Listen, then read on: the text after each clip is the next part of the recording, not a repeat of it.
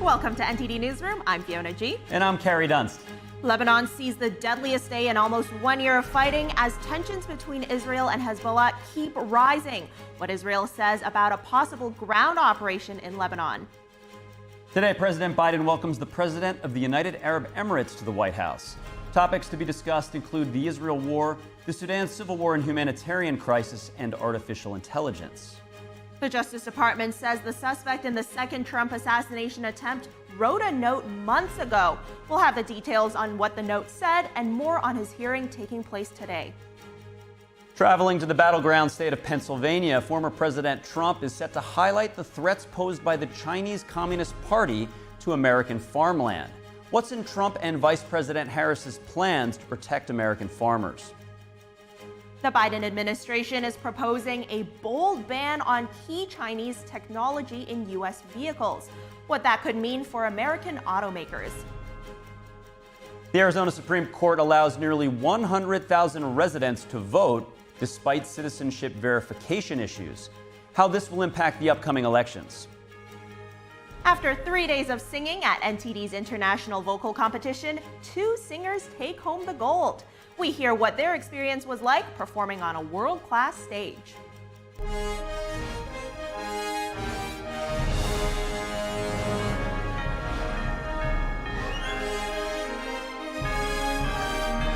This is NTD Newsroom, live from our global headquarters in New York City.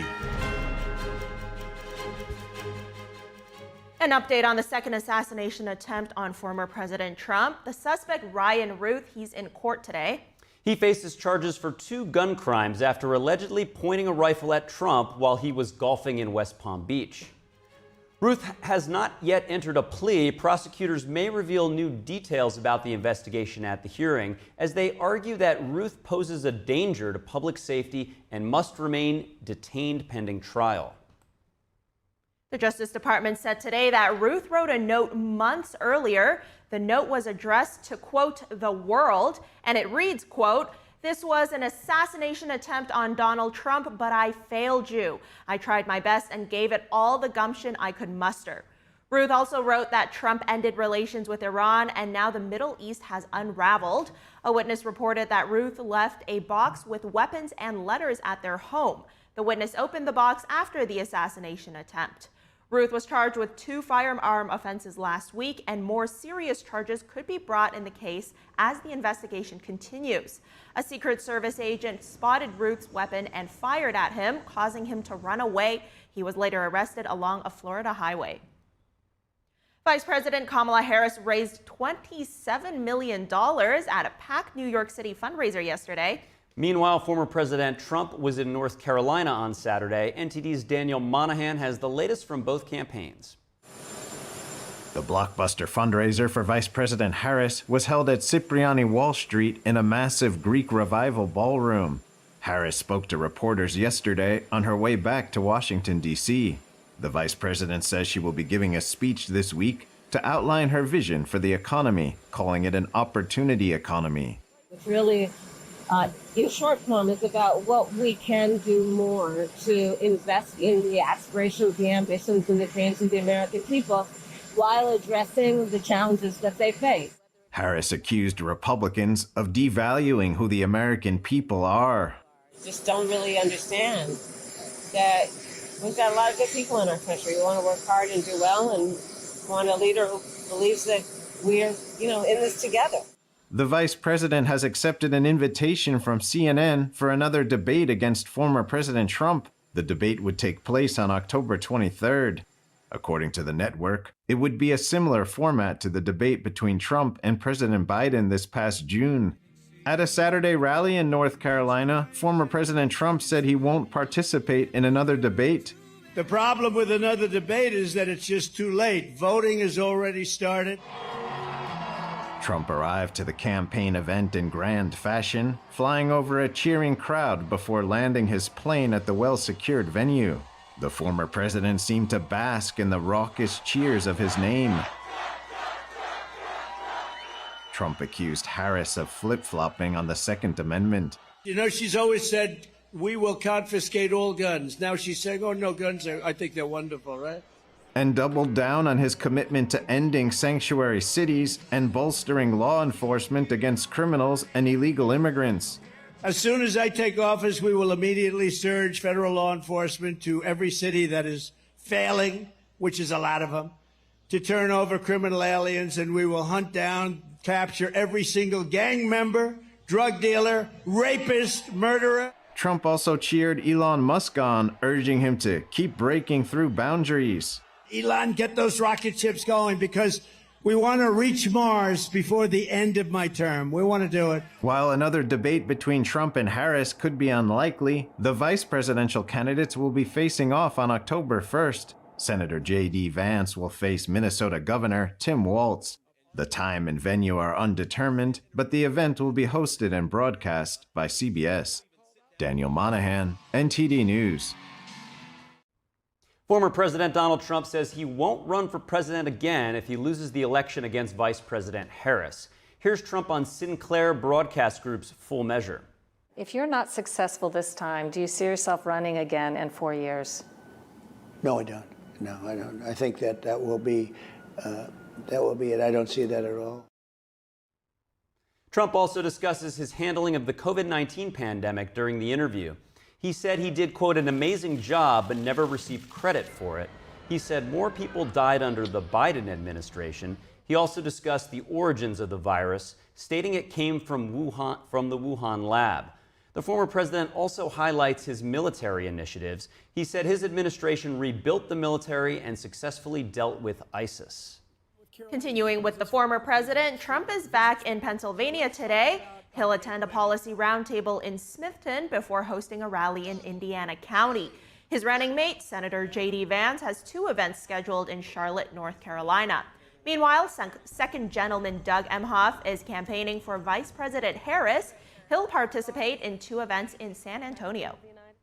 Israel fired missiles into Lebanon today. This morning, it warned civilians there to leave areas where Hezbollah weapons are stored. Israel said these sites would be the target of its attack. Lebanon's health minister said over 270 people were killed and more than 1,000 were wounded in the attack. Although Israel says it's going after Hezbollah weapon sites, some strikes reportedly hit residential areas. The Israeli military warned residents in southern and eastern Lebanon to evacuate their homes. That's ahead of a widening air campaign against Hezbollah. Israel's defense minister today stressed that the Israeli public has to show composure amid the increase in tensions. Israeli Prime Minister Benjamin Netanyahu today urged Lebanese people to get out of harm's way. The Prime Minister also warned of challenging times ahead. He called for unity after talking with commanders at military headquarters in Tel Aviv. That's as military attention moves to the northern border in response to Hezbollah's rocket attacks. Netanyahu said the operations aim at changing the balance of power in the north. More on the Middle East, former President Trump said yesterday that he met with Qatar's Prime Minister and the country's emir. The meeting took place at Trump's Florida resort, that is. The former president wrote on social media that Qatar's emir, Sheikh Tamim, has proven to be a great and powerful leader. Trump said Qatar has been advancing on all levels at record speed. Trump wrote that the emir is someone who strongly wants peace. The former president says the two had a strong relationship during his time in the White House. Today, President Joe Biden is hosting the president of the United Arab Emirates. The visit is expected to include talks on the Gulf states' plans for artificial intelligence, as well as de-escalating tensions between Israel and Hezbollah. Our countries have a strategic partnership rooted in decades of close cooperation and friendship, and I welcome the chance to open a new chapter. UAE is a nation of trailblazers, always looking to the future, always making big bets, and there's something our countries have in common and our people have in common. The UAE is a wealthy oil producer and also a longtime security partner of the U.S. The Middle Eastern nation is hoping for greater access to American technology to build its own advanced tech industry. The state-backed technology company G42 has already secured a $1.5 billion investment from Microsoft. However, the U.S. has raised concerns about the UAE's close relationship with China. Washington has placed restrictions on American technology exports to the UAE and other Middle Eastern countries as well over worries that it could be shared with Beijing. Biden added that Lebanon and Gaza would be another focus of his discussions with the president of the UAE. Joining us now to discuss is Middle East Affairs analyst and senior counsel with the Lawfare Project, Gerard Filitti. Welcome to Newsroom, Gerard. Today marks the first ever visit by a leader of the UAE to the White House. Any particular significance to this meeting and its timing? The significance of this timing is that it shows a continued commitment on the part of the American government to see if they can work out a peaceful resolution to the conflict that's escalating now in the Middle East between Israel on the one hand and Iranian proxies like Hamas and Hezbollah on the other. The UAE has been a reliable partner to the United States for many years, and this visit now signals the importance that the Biden administration places on this friendship in trying to negotiate calmer seas ahead. Yes, few countries in the Middle East have normalized their relations with Israel the way that the UAE has following the Abraham Accords of 2020.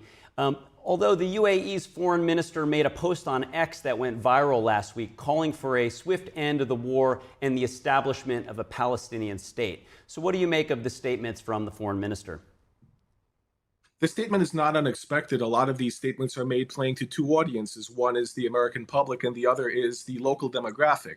And in the UAE, as in most countries in the Middle East, there is a strong propensity to want to side with and help the Palestinian cause, meaning that we do see statements like this offered very frequently. We also need to note that the prevailing framework under the Oslo Accords does call for the eventual establishment of a Palestinian state, so it's not entirely surprising that the UAE would issue that statement even while being good friends with Israel and normalizing relations with them. I think what we have seen with the Abraham Accords is many countries realize that you don't need the establishment of a Palestinian state as a precondition to having good relationships with Israel. And that is something that the Trump administration pushed hard for, and we are still considering doing the same thing with other people in the Middle East, other countries. Understood. And being one of the most Western-friendly Arab countries with a major international air hub, opulent Vegas-styled hotels that host sports, business, and cultural events, how should Americans understand this country and its leadership? Well, this is a country that has modernized its system, is looking to perform a role in the Middle East that is not just an oil exporter like many other countries, but is a hub of economic and trade and commerce, and also a place that people want to visit. The UAE is positioning itself, as is Qatar, as are other countries in the region, as a regional power player, as a Switzerland, if you will, in the Middle East. And that is something that plays well to American audiences. They're looking for less confrontation. We want to see more countries like the UAE, fewer countries like Iran that are pursuing aggressive foreign policy agendas. And this is really making itself seem like it's the bastion of Western-style living in the Middle East that people can actually understand. Yeah, that's an interesting point. When you look on the map, the sea that separates Iran and the UAE is not very far at all. With the conflicts in Israel and the Ukraine kind of sucking up most of the airwaves, we don't hear as much about the plight of Sudan and their civil war. Thousands have been killed, millions have been displaced. Can you give an update on what's happening in Sudan and what the U.S. and the UAE could potentially do in the short term to relieve the terrible suffering and plight of the Sudanese? Well, unfortunately, in Sudan, we still see war springing up, civil war. There's still a rife with humanitarian problems. And the problem there is not just political or geopolitical. It's also one of getting aid to those countries. The United Nations has not done a good job in providing for the humanitarian relief that those people need. And we, the United States government, is looking at allies like the UAE to help provide that infrastructure of support for people to have the humanitarian aid that they need, but also to stabilize the conflict by showing people that there is a path forward with a positive social democracy and an economy of scale. So the UAE is a good partner for this. Many countries in the Middle East want to help stabilize that situation in Sudan because, as with many other things in the Middle East, those conflicts are not getting nearly the world attention that we're seeing placed on what is happening now in Gaza. For that matter, the situation with the Houthis in Yemen is not dissimilar. That is still a country that has been going through wars and in combat with Saudi Arabia for years now, and it is not been getting nearly as much attention other than for the fact that it is an Iranian proxy state that's now committed to launching rockets at Israel. That is also another part of the world that needs intervention from the West. Yes, and as we finish up, moving on to the role of technology in business when it comes to national security, the Biden administration took action last year to prevent AI chip exports to China. Microsoft made a $1.5 billion investment into a UAE-based firm called G42. Members within Congress who are China hardliners fear that this tech will make its way to China through the United Arab Emirates and undermine our national security. Is there any reason for those concerns? And has there been evidence of the UAE going around U.S. sanctions and economic policy? Well, those are very valid concerns. China has been a major force pushing into markets in the Middle East, especially the UAE. They've also pushed into Qatar. They've pushed into Africa as well. And the risk is always that when we develop partnerships or relationships in terms of technology and technology transfers to countries in the Middle East or Africa, then China, who also has strategic alliances, will get the benefit of that technology by sidestepping and evading U.S. trade restrictions, by U.S. export restrictions. We have not seen direct proof that this is an issue with the UAE at this time. However, it is a legitimate concern because we have seen diplomatic exchanges. We have seen that companies in the UAE that work with the United States also work with the Chinese Communist government. So this is of concern for U.S. national security because ultimately we want to know where our technology is ending up, and we do not want it to be in the hands of the Chinese Communist government. Thank you. We appreciate your analysis. That's Gerard Felitti, the Senior Counsel with the Lawfare Project and Middle East Affairs Analyst. Always a pleasure. Thank you. Coming up, the Biden administration is proposing a ban on key Chinese technologies in U.S. vehicles, what that could mean for American automakers. The European Union is taking China to the World Trade Organization. Europe is challenging Beijing's investigation into its dairy products. That and more after the break.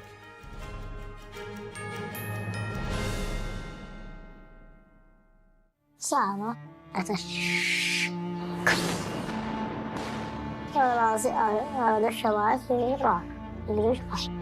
كثير رعب وطبعا هلا يعني أنا بحس بالرعب الكبير بدنا بس نعيش بأمان.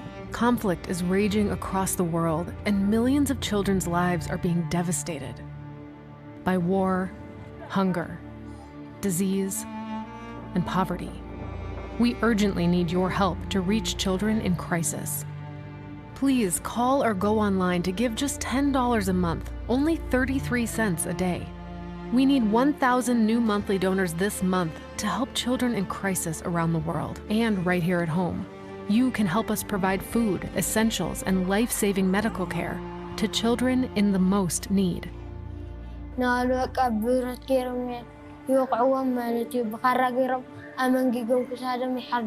من حريتنا يعني بدنا نعيش زي كل الأطفال بدنا نعيش بحرية وأمان. In the darkest times, children suffer the most. You can help by calling right now and giving just $10 a month. All we need are 1,000 monthly donors. Please call or go online now with your monthly gift of just $10. Thanks to generous government grants, every dollar you give can have up to 10 times the impact. And when you call with your credit card, we will send you this Save the Children tote bag as a thank you for your support. وعيت على هاي الدنيا القصف والنزوح والخيمة. أتمنى نعاود على بلادنا. شايف لك إنه هذا مستحيل. Your small monthly donation of just $10 could be the reason a child in crisis survives. Show them they're not alone. Please call or go online to givetosave.org to help save lives. Come to the Mathis Design Studio, the premier destination for designer furniture. See the latest trends from top brands with heirloom quality pieces for every room in your house. Whether you're redecorating a single room or furnishing an entire home, we have the styles you'll love. Plus, enjoy fast, complimentary delivery. Visit us now for exclusive discounts and let us help make your dream home a reality for less than you ever imagined at the Mathis Design Studio.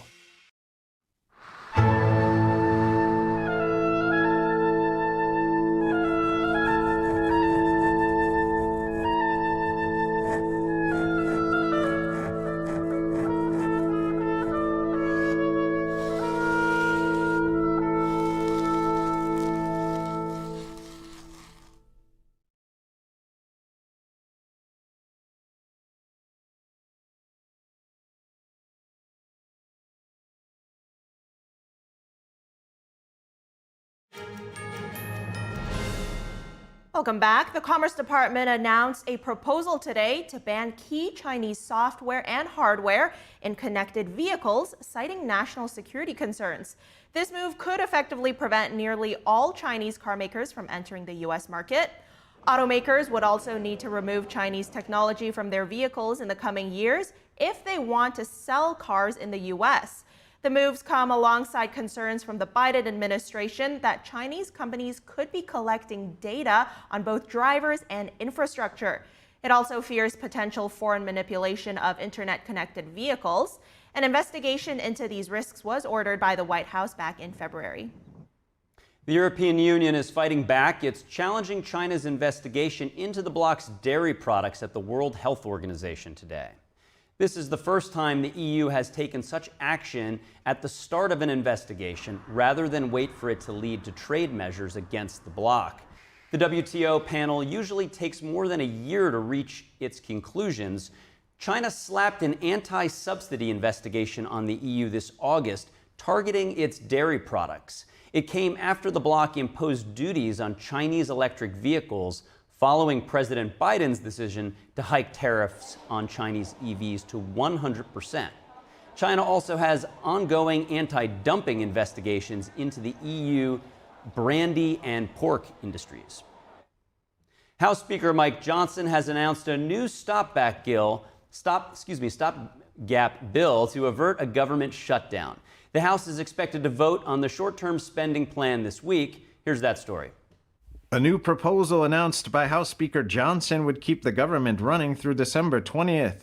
It would also provide an additional $230 million for the Secret Service after 2 assassination attempts on former President Trump. As part of the deal, Homeland Security would have to provide information about the investigations into the assassination attempts to committees in the House and Senate. But in Johnson's own words, this deal is bare bones. He said it includes only extensions that are absolutely necessary.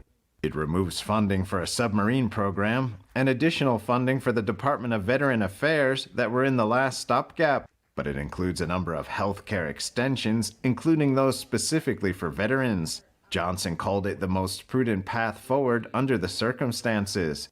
Citing a recent survey, he said shutting down the government less than 40 days from a fateful election would be an act of political malpractice. The survey by McLaughlin and Associates found voters overwhelmingly oppose a government shutdown.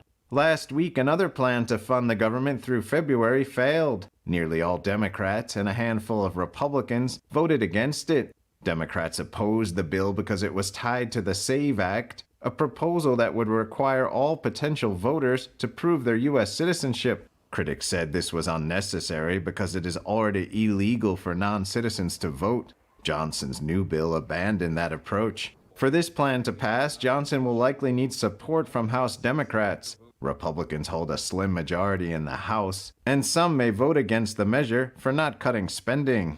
Trump also urged Republicans to reject a bill that does not include provisions on election security. House Democratic leader Hakeem Jeffries agreed a government shutdown would hurt everyday Americans. He said Democrats would collectively evaluate the bill ahead of a vote this week. Federal authorities on Friday searched the homes of New York City's interim police commissioner Thomas Donlan. Donlan said materials unrelated to his police work were seized and dated back 20 years. Donlan became commissioner just a week ago after the resignation of Edward Caban, who resigned after his devices were also seized in a separate probe. No charges have been filed in connection to any of the searches. Donlan did not provide further details. The searches come amid ongoing federal investigations involving city officials and Mayor Eric Adams' administration. Donlan spent decades with the FBI. He also led New York State's Office of Homeland Security in 2009 and 10. Some victims in the Alabama shooting had criminal records. Police said today they may have been targeted in a murder-for-hire scheme. A lot of things still developing. We believe that approximately over 100 shell casings were collected, along with numerous other pieces of evidence. We're currently reviewing video surveillance and other things. Also, just to the victims and to the victims' family, just Our heartfelt condolences go out to them. The shooting occurred in Birmingham on Saturday. 4 people were killed and 17 injured. 3 of the 4 victims have now been identified. They're all Alabama residents. The 4th man killed was not immediately identified. Police are working with the FBI and other agencies to investigate this incident. They're urging anyone with information to come forward. Authorities believe the shooters were carrying out a hit on one person. They think the other victims were caught in the crossfire. Detectives say they're still trying to figure out who the intended target was. They said more than 100 shell casings were recovered at the scene. Police believe the shooters used an illegal device to increase the gun's rate of fire. We turn now to Europe. In France, Parliament will vote on whether to impeach President Emmanuel Macron. It's the first vote of its kind in France's history. The vote puts even more pressure on Macron due to a very polarized parliament. NTD's international correspondent David Vivez has the story. Impeachment proceedings against French President Emmanuel Macron moved forward this week. A coalition of left-wing parties started the process. It accused Macron of acting against democracy. Macron refused to appoint the coalition's candidate as prime minister. That's despite their alliance winning the most seats in July's elections. Macron chose conservative Michel Barnier instead. The impeachment process has passed the first step, but political commentators say it will likely fail in the end. To put it simply, there's no chance this will come to anything. It would take a significant majority, and most of the political parties have already made it clear that they will not support impeachment. Legal expert Margotti says there's only one way an impeachment procedure could pass. Prime Minister Barnier hasn't filled any top government positions yet. If the President of the Republic commits particularly serious acts, like particularly serious legal violations, of course he can be removed from office for these acts. He can even be tried afterwards, once his duties have come to an end, for these acts. The president of the Conservative National Rally Party, Marine Le Pen, called the process a sinister comedy and accused the left of spreading chaos. A new government was announced on Saturday, ending 2.5 months of political uncertainty. It will have to decide on the 2025 budget amidst a deteriorating economic situation. Analysts question how stable the new government will be and if it can pass reforms in the parliament. David Vives, NTD News, Paris. Coming up, the Arizona Supreme Court allows nearly 100,000 residents to vote despite proof of citizenship issues. Find out how this will impact the upcoming elections after this break.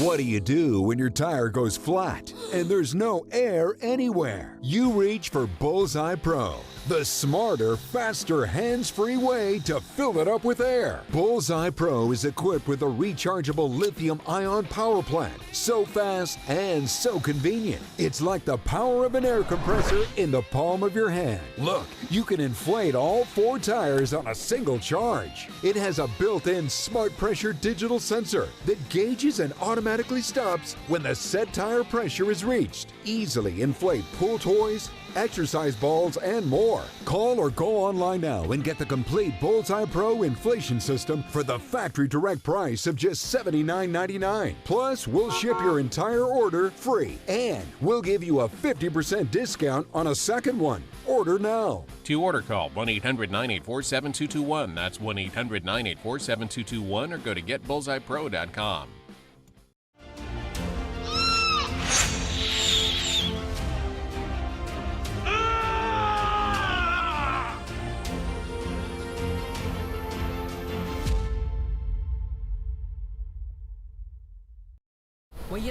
Where nature embraces you and fills you with invigorating joy. Treasuring every little moment as these romantic memories gather up to complete our blissful memories together. Mokpo.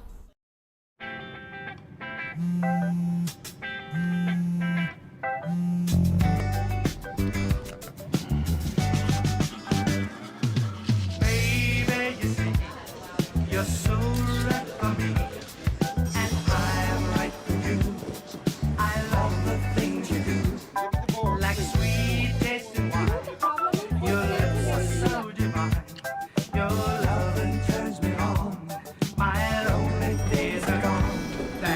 Why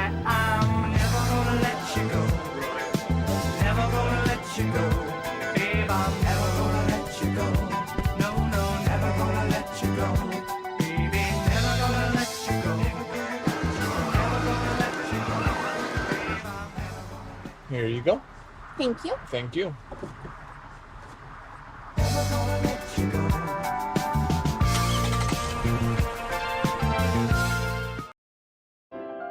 The 7th NTD International Piano Competition will take place at the Kaufman Music Center in New York City.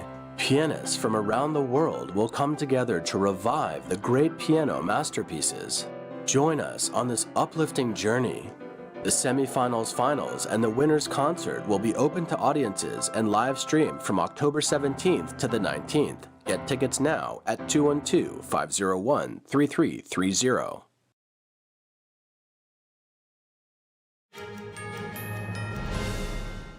Thanks for staying with us. The Arizona Supreme Court made a key voting decision on Friday. It ruled that nearly 100,000 residents who have not fulfilled their proof of citizenship will still be able to vote.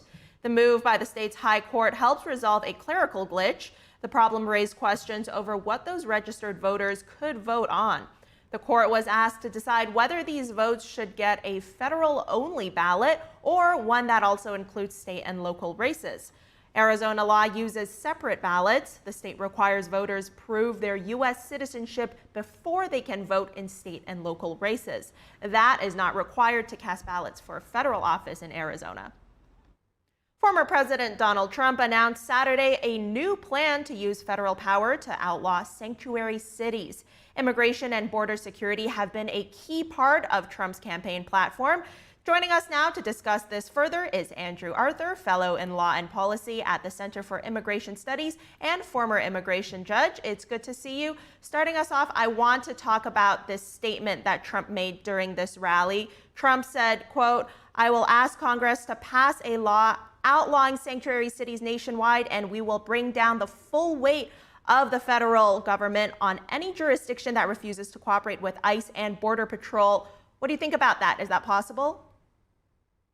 Yeah, no, it's definitely possible. A lot of the states receive money from the federal government, and yet they are still sanctuary jurisdictions. They refuse to comply with ICE detainers, and in fact, they refuse to assist ICE at all. When I was a young trial attorney 30 years ago in San Francisco, immigration authorities would regularly go through the local jails and find criminal aliens and put them into removal proceedings. But ever since about 2014, a number of jurisdictions have declared themselves to be sanctuaries or have initiated sanctuary policies that stymie immigration enforcement. That's a particularly big issue in North Carolina, where President Trump was speaking, because we have 7 counties in the state that are sanctuary jurisdictions, and that the governor recently vetoed a bill that would have barred counties from being sanctuaries in the state. So yeah, this is a significant issue, especially in the Tar Heel state.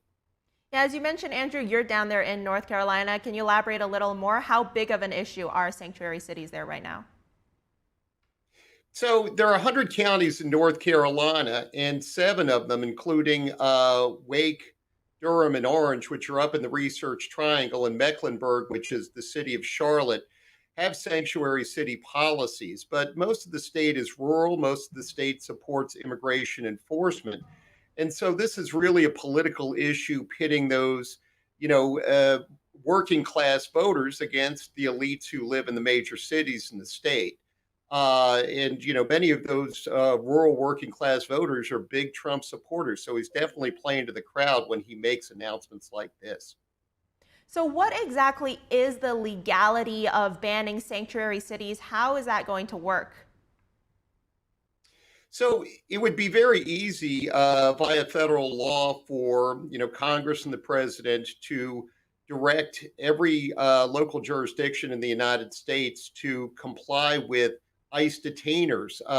If ICE identifies an individual, a criminal alien, who's in a local jail, they put a detainer on them. But a lot of these sanctuary jurisdictions just ignore those detainers, and they'll release, aliens who have criminal records back into the public rather than turning them over to ICE. If there were a federal law that would require them to turn those individuals over, it would make immigration enforcement a lot easier. It's also important to note that, states and localities receive billions in federal funding every year.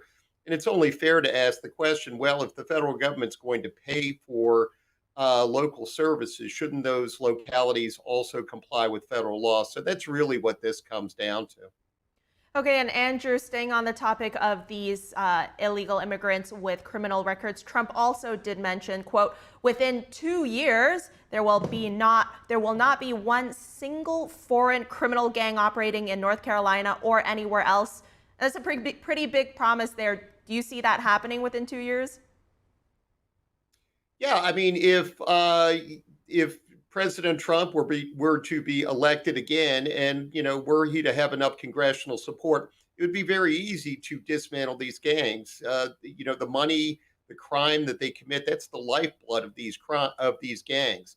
And if there were sufficient support from state and local governments to actually break these gangs, one, the community would be a whole lot safer because most of these criminals prey on other immigrants.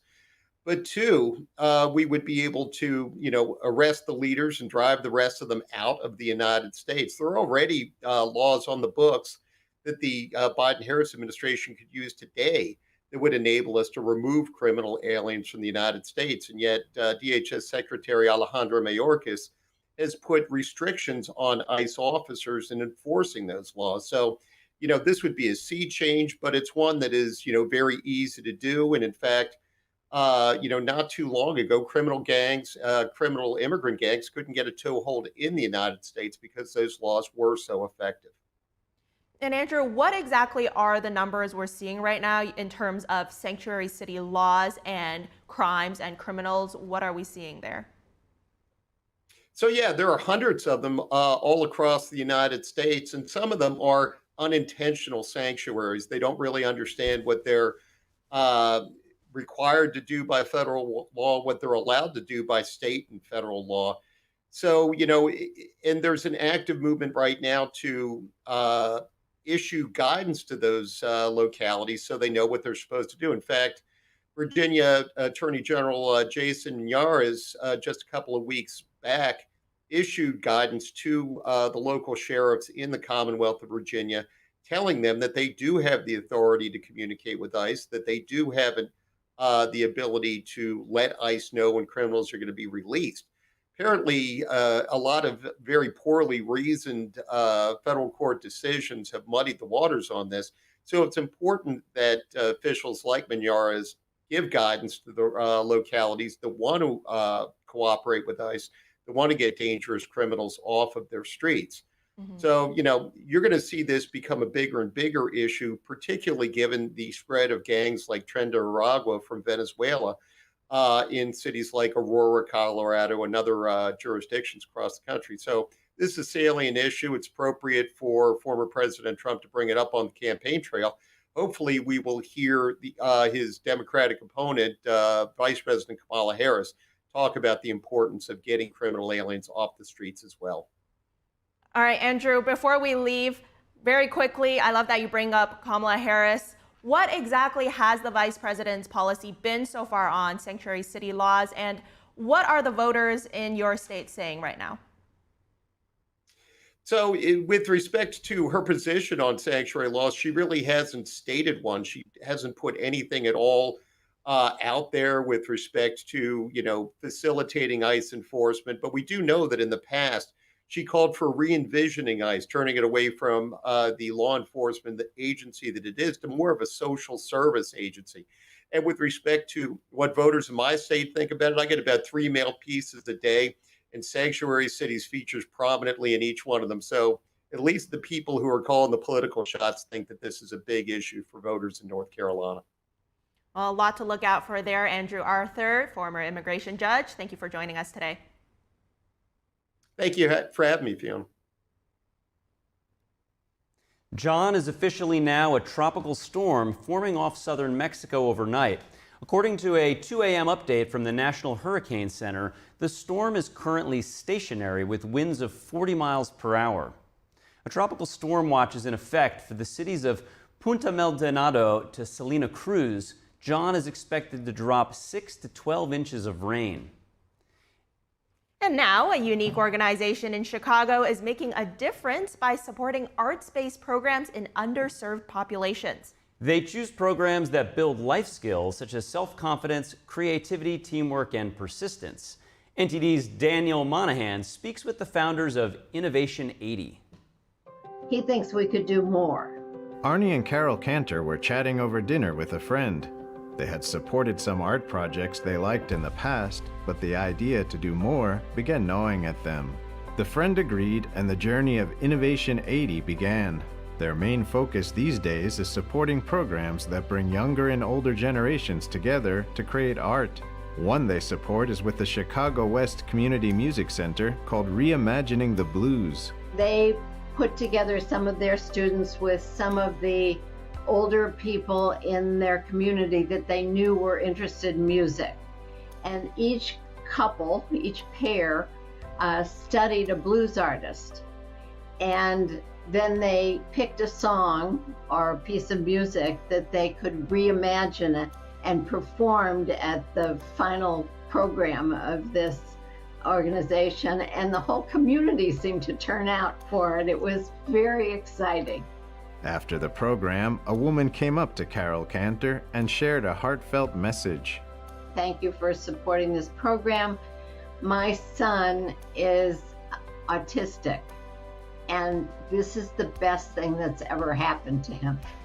Arnie Cantor says programs that bring the young and old together are especially important because there are too many barriers that keep them apart. And we're trying to break down in a small way some of those barriers because we think that ageism is a significant diversity issue that needs to be recognized and addressed. And there have been studies that show that the way younger people view older people from a very early age has an effect on their own mental and physical development. Innovation 80 has supported about 40 organizations since its founding about 5 years ago, including about 15 co-generational programs over the past year. One program does fabric art. So younger and older people getting together to do art that has to do with sewing or crewel or some kind of art making that involves fabrics. Another is called Once Upon a Time Capsule. Older and younger people have a particular topic, like this year it was journeys, and they talk about their journeys. Or do a painting or do a painting or song or something about a journey, and then it's put into a time capsule that's closed at the end of the year to be reopened in 10 years. A program they are currently planning to fund does the art of DJing across generations. We've done glass blowing, we've done dancing for disabled people, we've done theater for young people on the spectrum. I mean, we've taken a very expansive view of the arts. Young people who have had a brush with the law are the focus of another program Innovation 80 supports. Story Catchers does involve juveniles who are involved with the prison system, and they help them tell their stories, and then they help them set them to music, so it becomes a musical. It's very cool. Innovation 80 has brought magic to many parts of Chicago while transforming its founders' journey. They've explored new areas of the city and built rewarding relationships with people they might never have met otherwise. Daniel Monahan, NTD News. Wow, what an interesting organization. Very inspiring, and I think it's so important for people to incorporate more art and music into their lives. Especially multi-generational. That's right. Very, very interesting there. I'd love to learn more about it. Up next, in the battleground state of Pennsylvania, former President Trump is set to highlight the threats posed by the Chinese Communist Party to American farmland. NTD's Iris Tao will bring us more from that event. And after 3 days of singing at NTD's International Vocal Competition, 2 singers take home the gold. We hear about their experiences performing on a world-class stage. That and more after the break.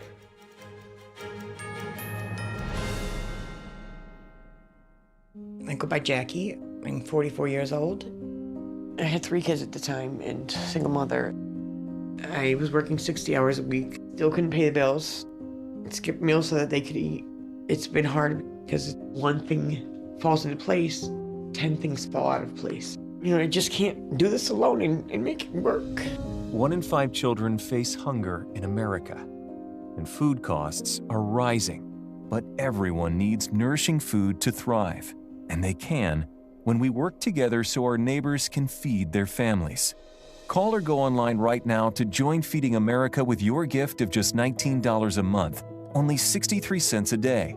Together, thanks to a nationwide network of food banks, dedicated volunteers, and the monthly support of people like you, we can fill plates with nutritious food for families across America. One day my mother came over to my house and said, "There's a meeting at the pantry." I said, "Okay," and I went.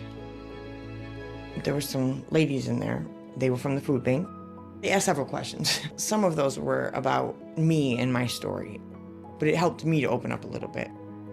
We're getting closer to the day when no one in America faces hunger, but we can't do it without you. Call or go online now. Visit helpfeedingamerica.org and give $19 a month, just 63 cents a day. 98% of donations go directly to help millions of people facing hunger, from coast to coast and in your own community.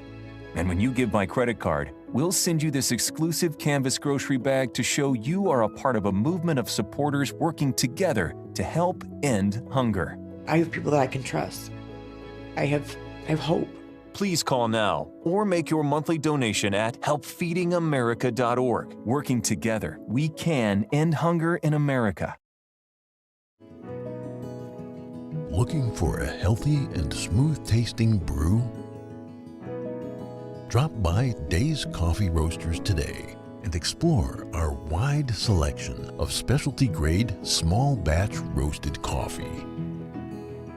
Home to North America's first enzyme-fermented coffee, we source a wide selection of specialty-grade coffee beans from around the world, and our baristas are ready to craft your customized brew. Visit Days Coffee at 28 North Street, Middletown, New York. Come experience a brew like no other.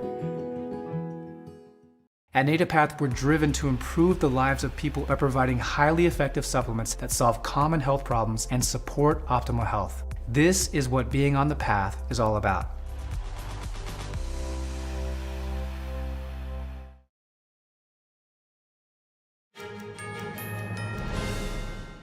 Welcome back. Chinese threats to U.S. agriculture. That's what former President Trump will discuss today as he pitches his plan to protect American farmers. Joining us now live at that event in rural Pennsylvania is NTD's White House correspondent Iris Tao. Good to see you, Iris. Tell us, what are we expecting to hear from Trump today?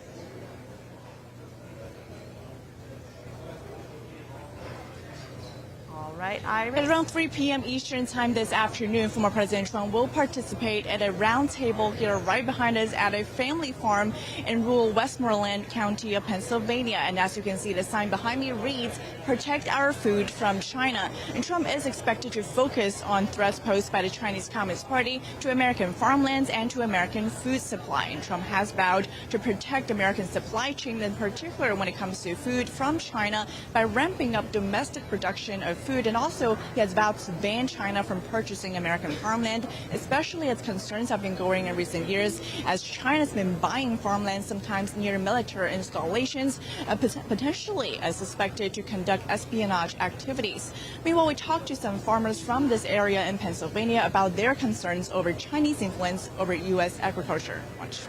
China is just being very aggressive and wanting to buy up all our resources and take care of our food, and we'll just be dependent on someone else, which is just suicide in my mind.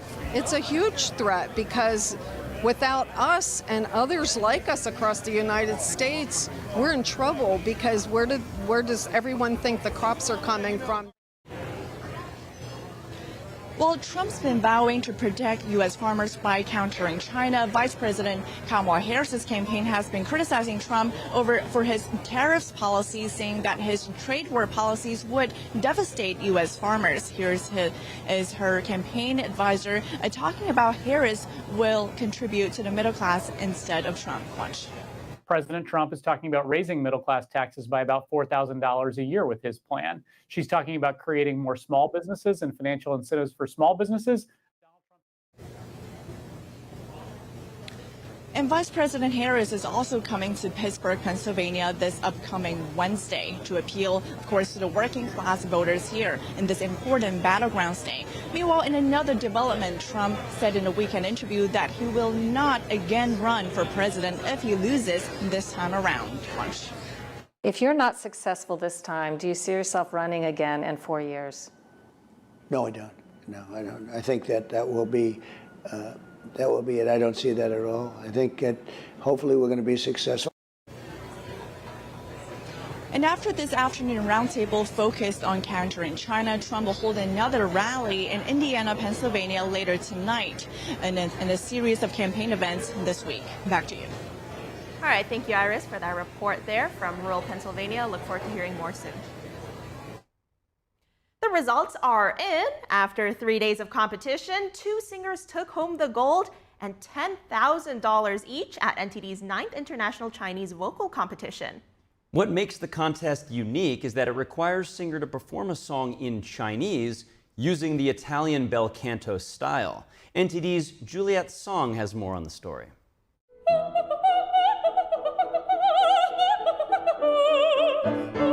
One of the first place winners, mezzo-soprano Chun Qing-zhang, said she was both thrilled and nervous.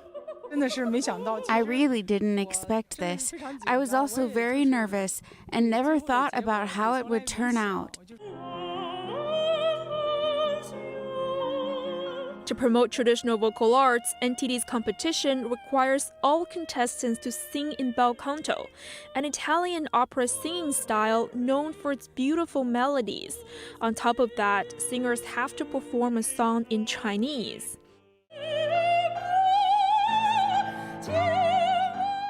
Zhang said the Chinese song she picked proved challenging. What I performed today was the original version, and its pitch is very high. It's a very big challenge for a mezzo-soprano like me, which is why I was nervous. But the chance is a rare one. As a professional opera singer touring around the world, she never had the opportunity to perform bel canto in the Chinese language. My biggest takeaway this time is that it turns out I can use my mezzo-soprano voice to interpret traditional Chinese culture, which is so beautiful. And this trophy means I made it.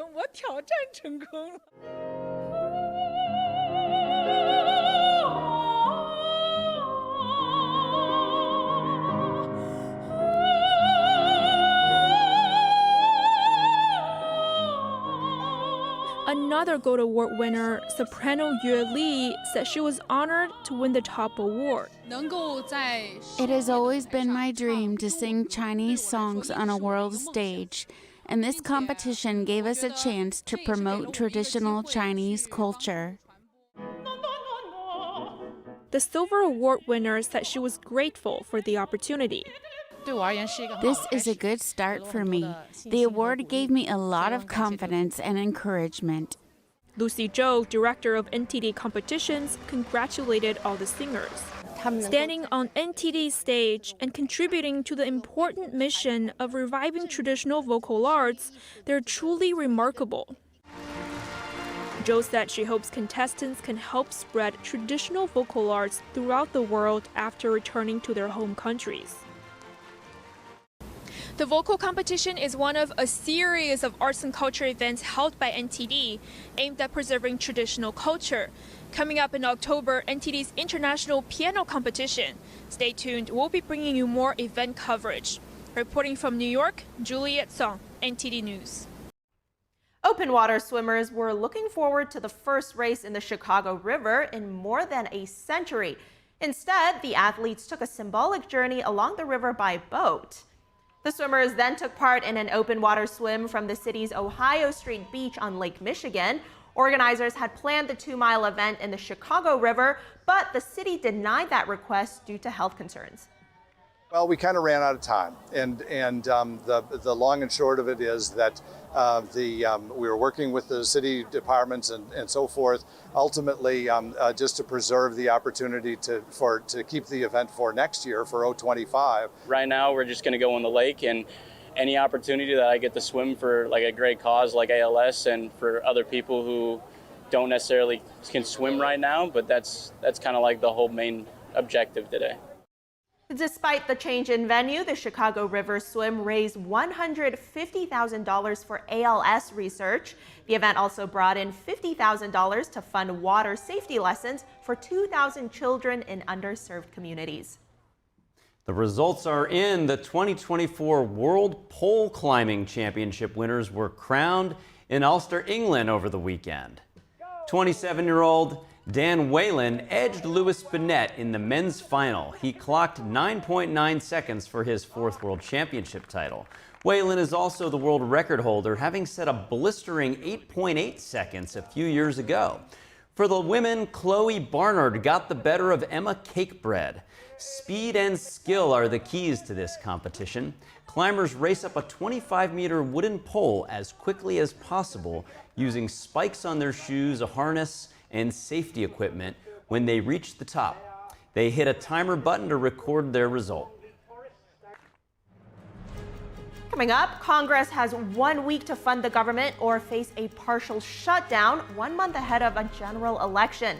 That and more right after this break.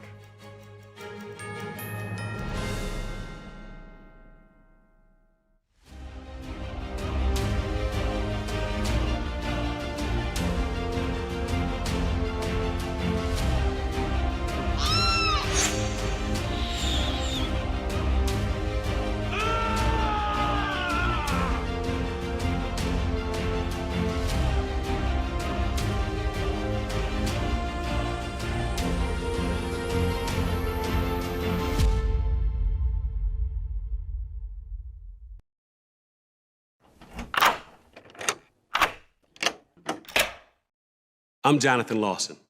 If you're 50 to 85, I have an important message about security.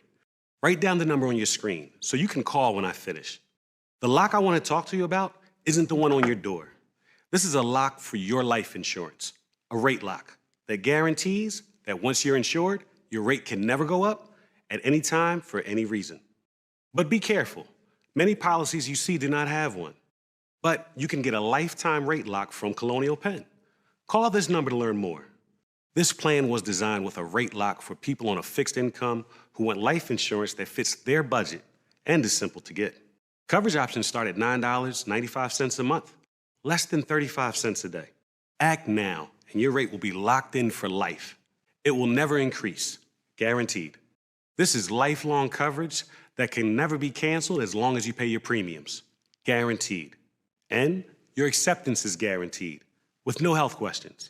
You cannot be turned down because of your health. Call for your information kit and read about this rate lock for yourself. You'll also get a free beneficiary planner. Both are free with no obligation. Don't miss out. Call for information, then decide. Read about the 30-day 100% money-back guarantee. Don't wait. Call this number now. Call now and you'll also get this free beneficiary planner. Use this valuable guide to record important information and your final wishes, and it's yours free just for calling. So don't wait. Call 1-800-357-4821 for your free information. That's 1-800-357-4821. There's no risk or obligation. That number again is 1-800-357-4821. That's 1-800-357-4821. 1-800-357-4821. Call now.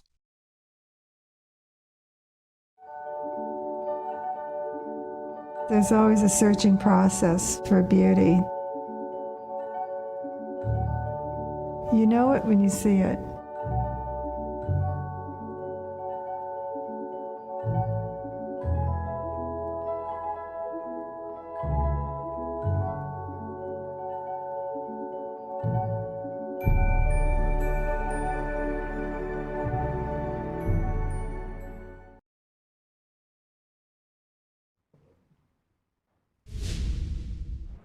Welcome to NTD Newsroom. I'm Fiona G. And I'm Carrie Dunst. Traveling to the battleground state of Pennsylvania, former President Trump is set to highlight the threats posed by the Chinese Communist Party to American farmland. What's in Trump's plans to protect American farmers? Vice President Kamala Harris to speak more about her economic plan this week, and her campaign says they raised an eye-popping amount at a fundraiser. NTD's Jason Blair has the latest. Today, President Biden welcomes the president of the United Arab Emirates to the White House. Topics to be discussed include the Israel war, the Sudan civil war and humanitarian crisis, and artificial intelligence. Congress has 1 week to fund the government or face a partial shutdown 1 month ahead of a general election. A Florida judge today ruled that the man who allegedly attempted to assassinate former President Trump must remain in detention. Our legal correspondent has the details. The Arizona Supreme Court allows nearly 100,000 residents to vote despite citizenship verification issues. How this will impact the upcoming elections. Forecasters predict a tropical system will quickly strengthen over the Gulf of Mexico this week. It could intensify into a hurricane. After 3 days of singing at NTD's International Vocal Competition, 2 singers take home the gold. Hear what their experience was like performing on a world-class stage.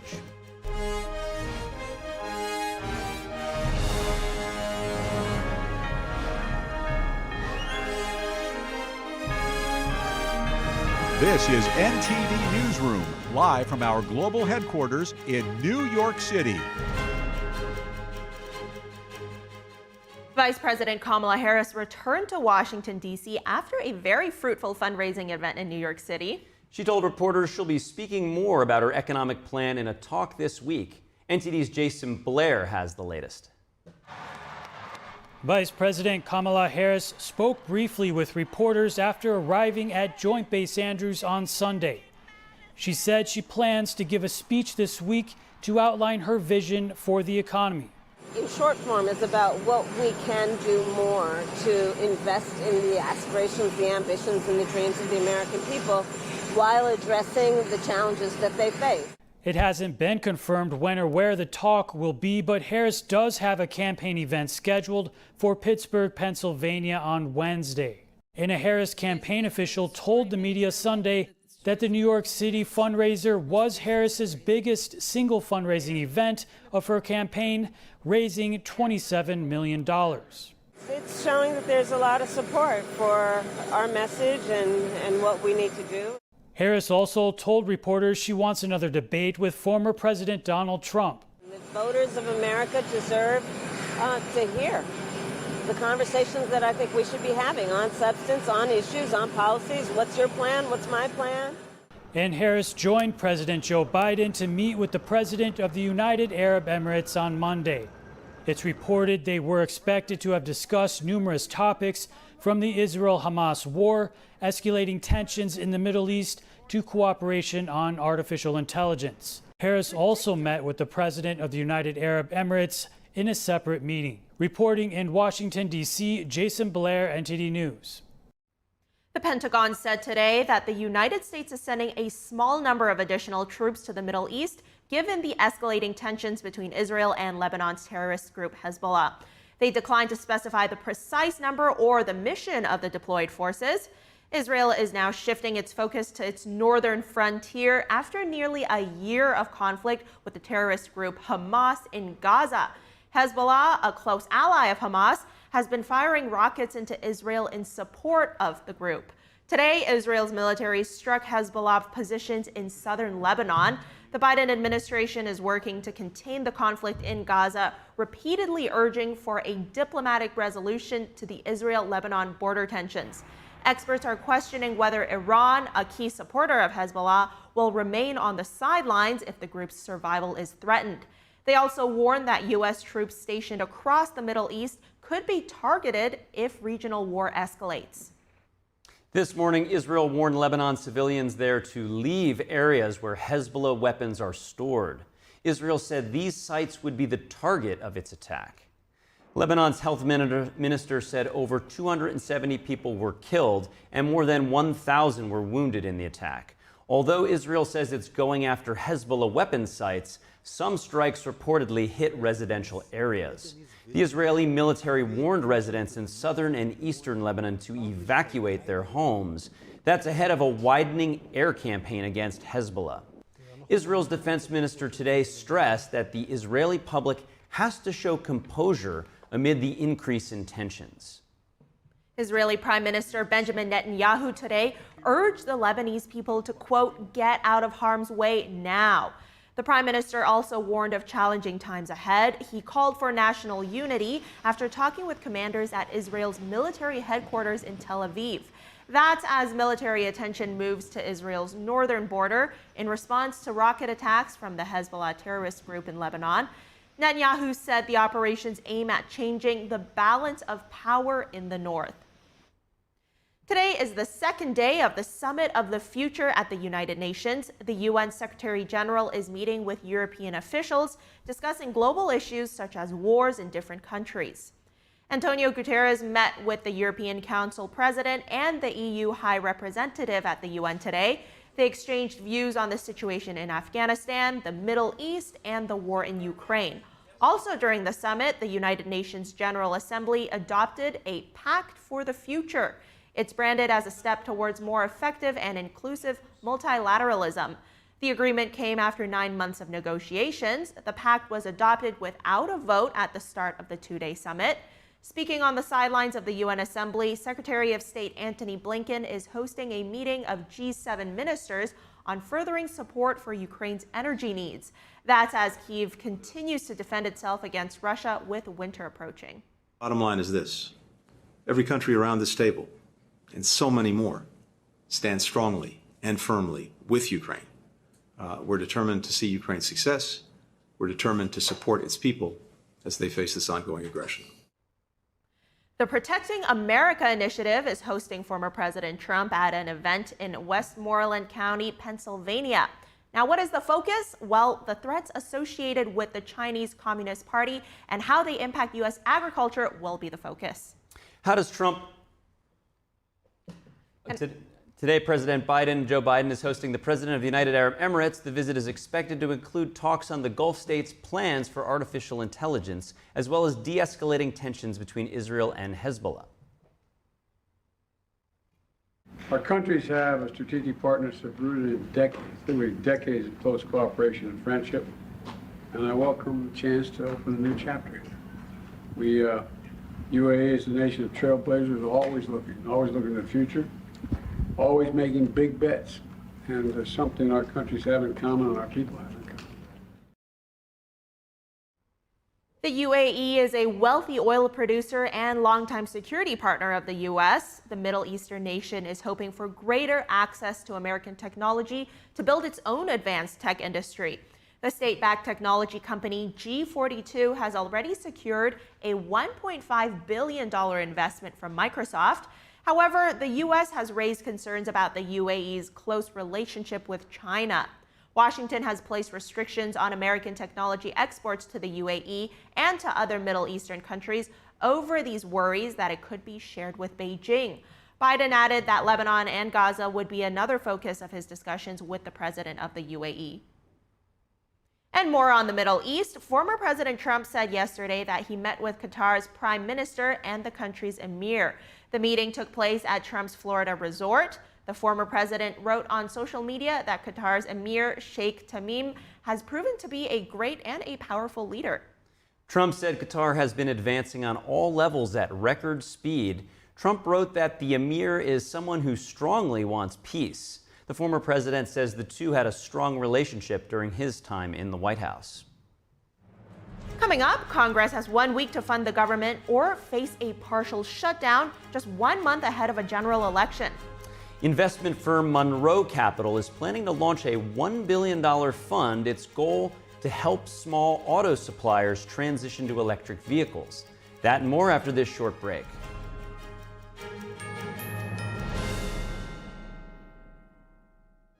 Will radical lies determine your child's future, or will timeless truths? Fathom the Good equips children with wisdom against the world. Our homeschool curriculum teaches high schoolers to think critically.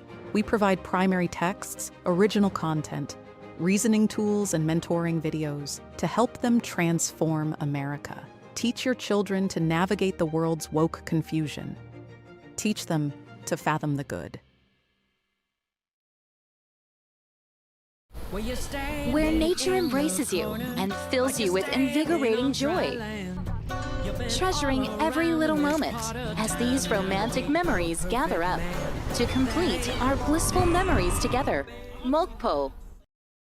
As we naturally age, many people are getting zero amount of this incredible and unique substance. That's when we start seeing an impact in our joints, skin, nails, and even our digestion. People ask me, Dr. X, what is the #1 supplement I should be taking? My answer is multi-collagen protein. People's reactions to me, people were like, what are you doing? What is going on? You look amazing. You have a glow about you. What makes Ancient Nutrition Multi-Collagen stand out from other brands? 10 types of collagen. It's grass-fed, pasture-raised with vitamin C and probiotics. It's proven to reduce joint discomfort rapidly, continuously, and persistently. It improves the appearance of crow's feet after 4 weeks and improves skin tone after 8 weeks. And it promotes hair thickness, growth, and a reduction in hair breakage. It has transformed everything from my hair. Like, my hair was starting to kind of just, come out, and I don't have that anymore. My skin feels amazing. Call the number on your screen and find out how to get a free bottle when you order, plus free shipping and our 30-day money-back guarantee. And as a bonus, we will include Dr. Josh Axe and Jordan Rubin's revolutionary book, Multi-Collagen Makeover, free with your order, plus free shipping and free returns. I have implicit trust in Dr. Axe because the plan worked. I'm living proof of it. This is the collagen protein that is backed by clinical studies. It's what my family uses, it's what I use, and I know you're going to benefit in a big way as well. Love the results or get your money back. This special TV offer is not available in stores. Call the number on your screen or go online now.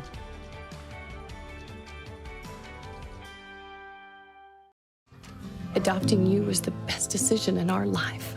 And I am so proud to call you my son.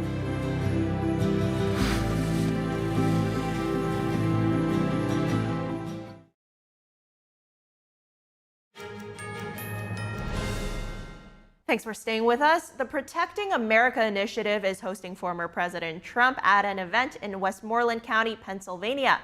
The focus is threats associated with the Chinese Communist Party and how they impact U.S. agriculture. That's right. How does Trump think the U.S. should counter these challenges? Let's take a look.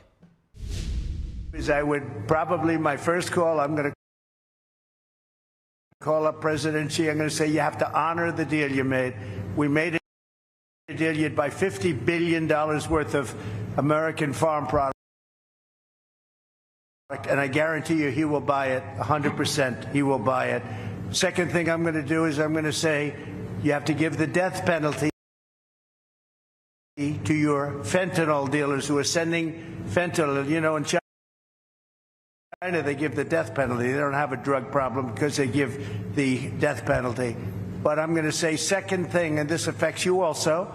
It affects everybody. We're losing hundreds of thousands of people a year. Comes through the southern border, now the weakest border in history. It was the best border we ever had when I was there. We built hundreds of miles of wall and everything else, and it was the best border. Now it's the weakest. I had a handshake deal with him. It was going to happen very quickly, and then this side didn't do anything about it. He said, and he suggested to me, anybody sends fentanyl to the United States, it's the death penalty. They get the maximum penalty. They would have done it, and then we had an election that didn't exactly work out too good. And it was a disgrace, frankly. And that deal went, and a lot of other bad things happened, like Russia attacking Ukraine, October 6th. 7th, inflation, a lot of bad things happened, the horrible way we got out of Afghanistan. So many things happened that wouldn't have happened, but it did nevertheless. But as to the farmers, we have a deal in place that China is supposed to buy $50 billion worth of our product, and they are not living up to it, and they were living up to it. And every farmer I spoke to a lot of them recently in Iowa, and they're having the same problem. They're not doing well. They're not doing well. They were doing great during the Trump administration. I think you would say that. Were you all? I hope you. This is always dangerous to do, but I hope you'd say you were doing well, because you're not doing now. I'm hearing it from farmers all over the place, and one of the big reasons is they haven't enforced the deal with China. And that deal was really a penalty deal to China, because they took advantage of you for 25 years, and it was like a penalty. And, you know, Biden and Harris, they're never going to enforce anything. That group is a disaster. It's a disaster for our country in so many ways, but certainly the farmers are one of those ways. So I think either Rick, or are you starting off, Rick? Why don't you start? Well, first of all, Mr. President, we really appreciate you being here as part of the Protecting America Initiative. We at Protecting America Initiative see China very clearly, as we know you do. China has quietly but strategically worked against us whenever we are distracted by wars or COVID. China goes in and absolutely tries to distract the American people. They work quietly. They go after our local and state politicians. They go after our manufacturing. And there is no question that they are looking to, at some point, leverage that investment and that activity. I've seen it very clearly at the UN, where the Chinese are very duplicitous. They have a permanent veto at the Security Council, but they also work with the G77 developing nations. They get money from UNICEF just to feed their people, while actually acting like a superpower at the UN. They are duping so many people. We know from your administration, Mr. President, you were not duped by China. You saw them very clearly. But for the past 4 years, while America and America's Democratic-controlled White House have been distracted by wars, China is getting into our farmland. And we have to be able to see China very clearly. So we want to thank you for being here, and Lee is going to take us off into Q&A. Well, thank you, Rick. Like Ambassador Grinnell said, President Trump understood the Chinese Communist Party threat and protected Americans from the CCP's attempts to infiltrate America. It is great to be here with the 45th and our next President of the United States, Donald Trump.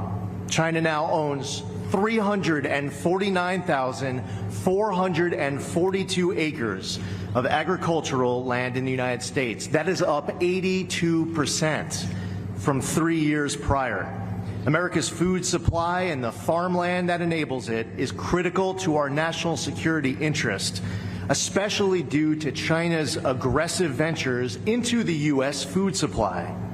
While in the White House, President Trump took on China in many ways that stood up for American farmers. In 2018, he signed a law requiring the federal government to review CCP purchases of land around critical infrastructure, airports, and military bases. That is why we need President Trump back in the White House to pick up right where he left off and go even further. Another one of President Trump's greatest accomplishments was the groundbreaking United States-Mexico-Canada trade agreement that replaced NAFTA, improved supply chain resiliency, and put America's farmers first. The USMCA provided new market access for U.S. agricultural products, a fair, non-discriminatory pricing plan, and improved grading standards for products. It has been reported that the USMCA trade deal led to $2 billion in annual increases for the U.S. in agricultural exports to Canada and Mexico, with an overall increase of $65 billion in gross domestic product for farmers and ranchers. Contrast that to Kamala Harris's lack of support for U.S. farmers and weak stances on China. At the time, then Senator Harris voted against President Trump's USMCA trade deal, voting against America's farmers. Harris also opposed President Trump's necessary tariffs against China, and most recently cast the tie-breaking vote for the Biden-Harris scheme that has sold our auto industry out to China. That's what brings us here today, to discuss what Pennsylvania farmers need from the leaders to combat the threat that they see every day from China. President Trump is here with us today to listen to those concerns, to offer his remarks on China's influence over our food supply. And President Trump, if it's okay with you, I'd like to introduce some of our panelists who are here. I'd love that, yes. Our first speaker here is Todd Reamer. Todd is a cattle farmer from Westmoreland County. Todd? Hello, I am Todd Raymer. I own with my wife a beef cattle, cow-calf operation right here in South Huntington Township. My concern today is with foreign entities buying up American farmland while young Americans can't afford to buy a farm or even get started. My American dream was to buy a farm and raise a family there. And I was fortunate to find a farm and purchase it 30 years ago while working a full-time job in addition to doing the farm. Finally, in 2010, I was able to quit my full-time off-the-farm job and devote all my time to the farm, something that is rarely achievable now. I know there are young farmers out there who really want to aspire to own their own farm and ranch, but they can't afford to do so without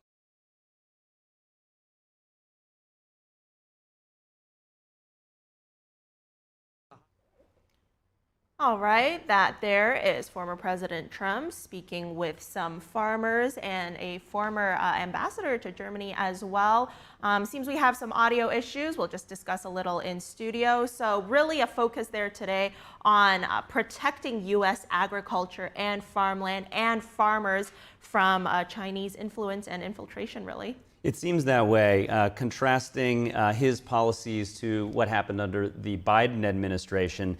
And as you said, Rick Grinnell and Lee Zeldin joining him along with a panel of farmers describing the challenges when shell companies of the Chinese Communist Party are able to go in and buy farmland. Makes it difficult for young families who aspire to be farmers to afford that real estate because it brings the costs up. Yes, and Carrie, I'm going to cut you off right there for a second. It seems we do have the feedback. Let's tune in again. My salary, and those salaries are dependent on pro-American, pro-energy policy. With this pro-energy policy would allow operators to develop abundant clean natural gas from below our feet. Appalachia produces roughly 30 billion cubic feet of gas per day. We could double the amount if we were just given the opportunity. Common sense policies that allow for infrastructure to be built here. Pipelines. We need more pipelines. Doubling our output would be the equivalent of putting 10 million barrels of energy on the market for the world stage. Providing opportunities for families to remain farming, because guess what? We pay those royalties. We pay billions of royalties a year to landowners, just like everybody that's around here at this table. Right. And, you know, due to the ups and downs, I want to tell you a little bit of a personal story of mine. Due to the ups and downs of the commodity-based business, 4 years ago I was faced with an ultimatum. And that ultimatum was, do I chase my corporate job or do I stay here and work on the family farm? My wife and I, we made the decision not to move to Texas. We made the decision that it was family first, that it was legacy over money. So our conscious decision to raise our two beautiful daughters as fourth generation on our farm is the best decision we made in our relatively young lives. There has been no greater honor than to represent my family, my industry, and the pivotal role we play together. The intersection between agriculture and industry, it's a tight-knit one. We need the farmers just like they want us to provide the energy. And responsible natural gas development should not be a partisan issue. It's a common sense issue. So I want to thank you again for allowing me to speak with you today. It's been an honor, and I really appreciate it. So thank you very much, Nick, and it's great. So without your job, which is a good job, an energy job, but if you don't put Trump in, you're not going to have any energy jobs in here. They're not going to let you frack. They're not going to let you frack. You know that. She's never said frack in her life until just a short while ago when she realized her poll numbers were dying in Pennsylvania. They're not going to let you or anybody else frack. And so I just want you to be aware of that when you go and cast your vote. I'm not too worried about the people around this table, I must be honest. But you never know. But everybody's aware of it, and I think Pennsylvania is aware of it based on polling that we're getting. You can't let them do it because I didn't realize you were so dependent. Even a farmer would have to be dependent on the energy. But you take that energy out, you take that income out, it's a whole different story for Pennsylvania. Completely. And we're not going to let that happen. We got to win the election. Thank you very much. Great job. Thank you. Our next speaker is Mana Papafavare, the CEO of General Carbide. Thank you so much.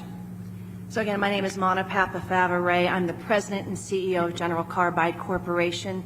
We are a 56-year-old manufacturer of carbide and steel tooling components and assemblies for lots of industries that include oil and gas, ammunition tooling, and agriculture, to just name a few. We're a fully integrated supplier, so we start with our ungraded powders all the way to making our finished tools, which we've transformed over a period of years. Great. This company was started by my father, Primo J. Papafava, when I was just 5 years old. He was the son of Italian immigrant parents. He enlisted in the Air Force to be a navigator, graduated from Carnegie Tech, now Carnegie Mellon University, with a degree in chemical engineering, and then went to work for a variety of businesses, ending up in a carbide company. He worked his way up, and eventually he started his own business. When he started the business, I was just 5 years old. So I'm very proud of our history. My mother and father taught us a lot. And I lost my father now 22 years ago, and my mother is now 5 years gone. But they taught me about hard work, integrity, and responsibility, as well as respect, charity, and compassion. I'm not as hardworking as any one of these farmers here, I can tell you that, but I do work hard. When my father passed away back in 2002, I was left with the responsibility of carrying on our business and taking care of 250 people that work for us in Westmoreland County. But by the time that COVID arrived, we had grown to 350 people with 3 different businesses in 4 states, Pennsylvania, Massachusetts, Michigan, and Hawaii. And even though we were deemed an essential business or a sustainable business by 3 of the states, still General Carbide lost 60% of its business in a very short period of time. Unlike a lot of other companies that kind of rolled into the corner and waited it out, that is simply not our style. In fact, one of our core values is growth. And so we went to our sales team, we told them to look for opportunities, even in light of a very difficult time that we were having. And so one of our market segment managers, his name is Eric Butts, he is also a farmer. So he owns his own farm and he is working for us as a sales manager. He started to look for components in the farming industry made out of carbide, and he found that it was quite a large industry. But the overwhelming amount of these tools are sourced here by China. But he thought maybe we would have an opportunity by employing kind of American ingenuity and doing some things on our own. So we started to move into the industry. We've been working hard for 4 years on our different agricultural parts with some success, but not as much as we would have hoped due to the cost structure and this competitive landscape with China. As an example, we worked with a potential customer for prototypes for components that go on high-speed planting machines. We made the prototypes, we put them into the field and tested them, and they tested perfectly. But then the customer came back to us and said that even though our cost structure was in line with the domestic producer, we couldn't come close to the prices that they were getting from China, and so they would continue to purchase offshore. That's why you need tariffs. This is a loss of $500,000 for just that one part, and there are so many different kinds of parts that we have out there. For sure. We're currently working on components for several aspects of agricultural the market, including ground prep, seeding, and harvesting. And we've had some success. We're using better grades of carbide. That also costs more. We have instituted robotics and other innovative processes. We have 24/7 customer service and communication with our customers. And we're now a one-stop shop, but we still cannot compete against Chinese government-subsidized businesses. Additionally, the purchasing agents are not incentivized to buy on a value proposition. They're incentivized to buy the cheapest parts out there, and those parts are coming from China. So I believe we really need to do three things. One, I think we need to incentivize our machine manufacturers and our farmers to purchase American machines with American-made components.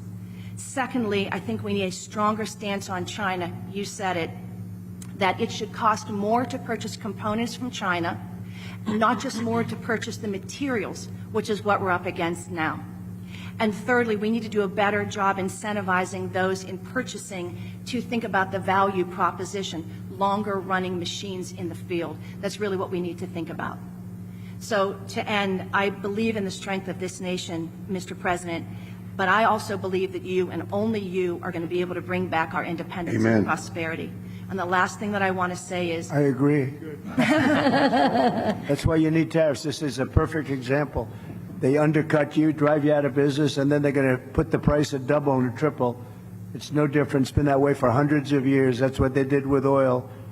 Rockefeller would open up a station on every corner, and you'd have a gas station. Then he'd open up 3, and it cut the price so low, and everybody thought, oh, wow, what a great bargain. He'd put the one guy out of business, and then he'd raise the prices to triple, quadruple what it was.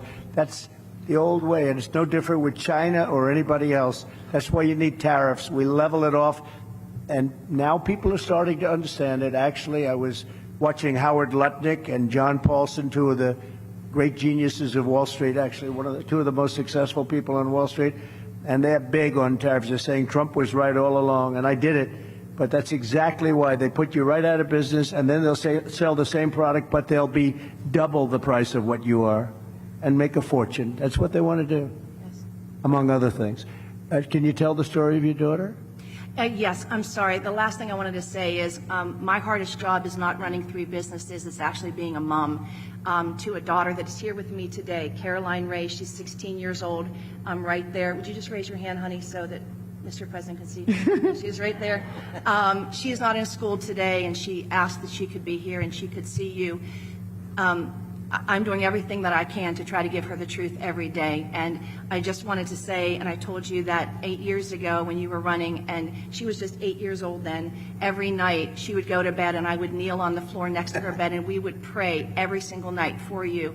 And every night she would speak out to God and she would say, "Dear God, please let Mr. Trump win, please." And the night of the election, of course, she had to go to bed early because she was in school. But at 2 o'clock in the morning, when we finally knew that you had won, I went into her bedroom. I scooped her up out of her sound sleep, and I was literally tears pouring down. And I said, "Baby, Mr. Trump won, baby. He won. He won." And she said, "Thank you, God. Thank you, God." And so she is here with us today. I just wanted to let you know that we are still praying for you. Thank you very much. Well, it's almost more important today. When you add the border where we have millions of people coming in and from prisons and from mental institutions and terrorists and traffickers, human traffickers, drug traffickers, I believe it's more important today. We had a bad border then, and I fixed it, totally fixed it. In fact, it wasn't even a subject at the next election, but we totally fixed it. And but that border was nothing compared to what's happened now. This border is so bad and so dangerous for our country. I think it's more important today. I think it's going to be the most important election in the history of our country. Thank you very much, and thank you, beautiful daughter. Thank you very much. Very nice story. Thank you. Beth Leeper is a small business owner, former dairy farmer, and current beef and crops farmer from Westmoreland County. I'd like to introduce Beth Leeper. Mr. President, government and elected officials and honored guests, Thank you for coming to Western PA again today to hear our concerns and address solutions. My name is Beth Leeper, and to play opposite of Nick, I married the farmer's son, who is here today with my two sons, Levi and Owen. I'm a Christian, a wife, a mother of three, and a small business owner in that particular order. I, with my husband Brian, own and operate a direct-to-consumer on-the-farm market featuring beef that has been raised on the family farm in Donegal, PA. We procure lamb, chicken, and pork from other small farms in Pennsylvania like ours, and all the animals are harvested through local processors to our specifications. Since opening in 2017, our goal has been to provide our customers with consistently high-quality products while also supporting other small businesses and our community. In May of 2020, we expanded our store and offerings due to the needs of consumers during COVID and to offer other businesses another avenue to sell their goods. We now offer several agricultural and specialty items, all produced in or near the Laurel Highlands area. My husband is also a full-time owner-operator of transport in the dry bulk industry, and I also work part-time for a Christian school as the food service director. I share our occupations as an introduction to explain the challenges, due in large part to the inflation that we have seen, that we have witnessed and experienced both as a producer and a retailer, and also a consumer. As a truck driver, my husband normally fills his truck 2 to 3 times a week with diesel. On January of 21, just after Biden revoked the Keystone Pipeline, one of our fuel receipts totaled $592 for 200 gallons of fuel. That was $2.99 a gallon. In May of 22, a year after our energy independence moved overseas, one of our fuel receipts totaled $996 for 166 gallons of fuel. That was $5.99 a gallon. That $3 per gallon more means upwards of $800 to $1,200 a week in fuel expense, and less to meet our business and family's needs. This net zero approach has also increased farm costs exponentially, which I know comes as no surprise to anyone here today. Fertilizer is up 30 to 60% in 2024, not to mention the increase in seed cost, the fuel, the parts and supplies, and man hours for planting. Electric has doubled from around $400 a month in 21 to $800 a month this year, just to run some equipment and the lights that doesn't include heat. In 2023, feeder calf prices reached an all-time high, coupled with the increase in other commodities and prices to farmers not keeping up. This equals very small profit margins, and therefore, we have been purchasing a fraction of the feeder cattle that we have the capacity to feed. Our farm currently feeds out approximately 70 to 100 head of cattle, and that is reduced from 180 to 200 head just 2 to 4 years ago. But we have the capacity to feed upwards of 400 to 500. Actually, we are currently feeding only enough to satisfy our direct-to-consumer base, as it remains somewhat constant. The seasonal tourism of camping and skiing in the Laurel Highlands contributes to our sales, and we are located in the heart of the Laurel Highlands. I handle all of the customer relations for our on-the-farm market, and our customers often share their concerns with me. These are some of the things I hear most often. I really don't eat a lot of beef anymore. It costs too much. I can't afford to purchase a whole animal this year. What smaller packages do you offer? We are visiting from out of town. We don't have any places like this where we are from. And recently, the thing I've heard the most is I used to purchase bulk beef from a farmer nearby, a friend, a relative, but they don't have cattle anymore. Just last week, a local dairy in operation for over 65 years announced the closure of their bottling operations due to rising costs of supplies and down demand. Other farms in the area have declared bankruptcy or sold off property and downsized. I can't even get started on the detrimental effects that the weather has had on the vegetation in our region this year. From hailstorms to droughts, our corn and soybeans were among the victims. Nevertheless, farmers are no strangers to the risk and the gamble that they take every single day in order to do what they know and love, and that is to farm their land. And as always, this too shall pass, hopefully soon. Jeremiah 29:11 tells us, "For I know the plans I have for you, plans to prosper you and not harm you, plans to give you hope and a future." I'm not an economist, and to be honest, foreign policy is not in my wheelhouse, But this roundtable event is to address on how to protect our farms and food from China. It seems like basic, conservative, common sense to me. Do what it takes to keep our farms producing, our markets selling, and our customers buying. Thank you for your time. Thank you. Thank you. Thank you, Beth. Dave McCormick, known national security expert, a fellow former veteran of the 82nd Airborne Division, and hopefully our next senator here from Pennsylvania, Dave McCormick. Thank you. Thanks, Lee. And Mr. President, thank you for being here. And, you know, a lot of bad things have happened over the last 3.5 years, but there's two particularly relevant to this audience. One is, as Lee said, China now has the upper hand. China is our adversary, smells weakness in all of its relationships with the United States because of the weak policies of Harris, Biden, and Bob Casey, who's been a 98% vote. Right. The second bad thing that's happening is our family farms, as you're hearing, our farms across Pennsylvania are struggling.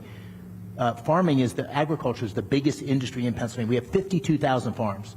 And under the Biden, Harris, Casey administration, it's been a disaster. Everywhere I go, I hear the skyrocketing prices, the price of inflation. I hear the burden of regulation. I hear the implications of the war on fossil fuels and what it's done to our farmers. And so when you're back in the White House and we have a majority in the Senate to support your agenda, and I've heard you talk about this, I think the people in this room can have a lot of confidence in fair reciprocal trade. Under your leadership, we had that. We've lost that. We'll get that again.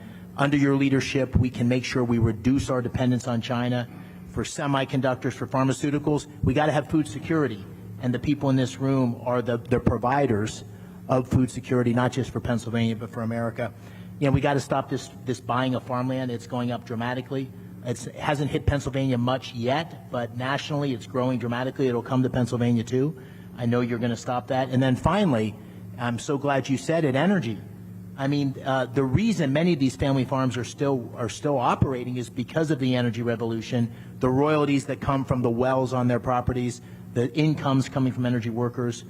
So this is a very simple choice for the people in this room and the farmers across Pennsylvania. It's a choice between strength and weakness.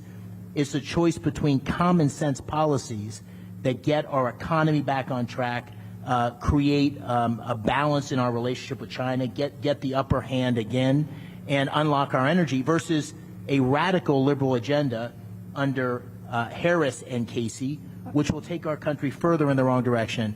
I think I can say with a lot of confidence, Mr. President, the Pennsylvania farmers, the agriculture community here has your back. Thank you. I think they do. Thank you. And you're right, David. Bob Casey, and I've been there for a long time, actually, 4 years, but a long time.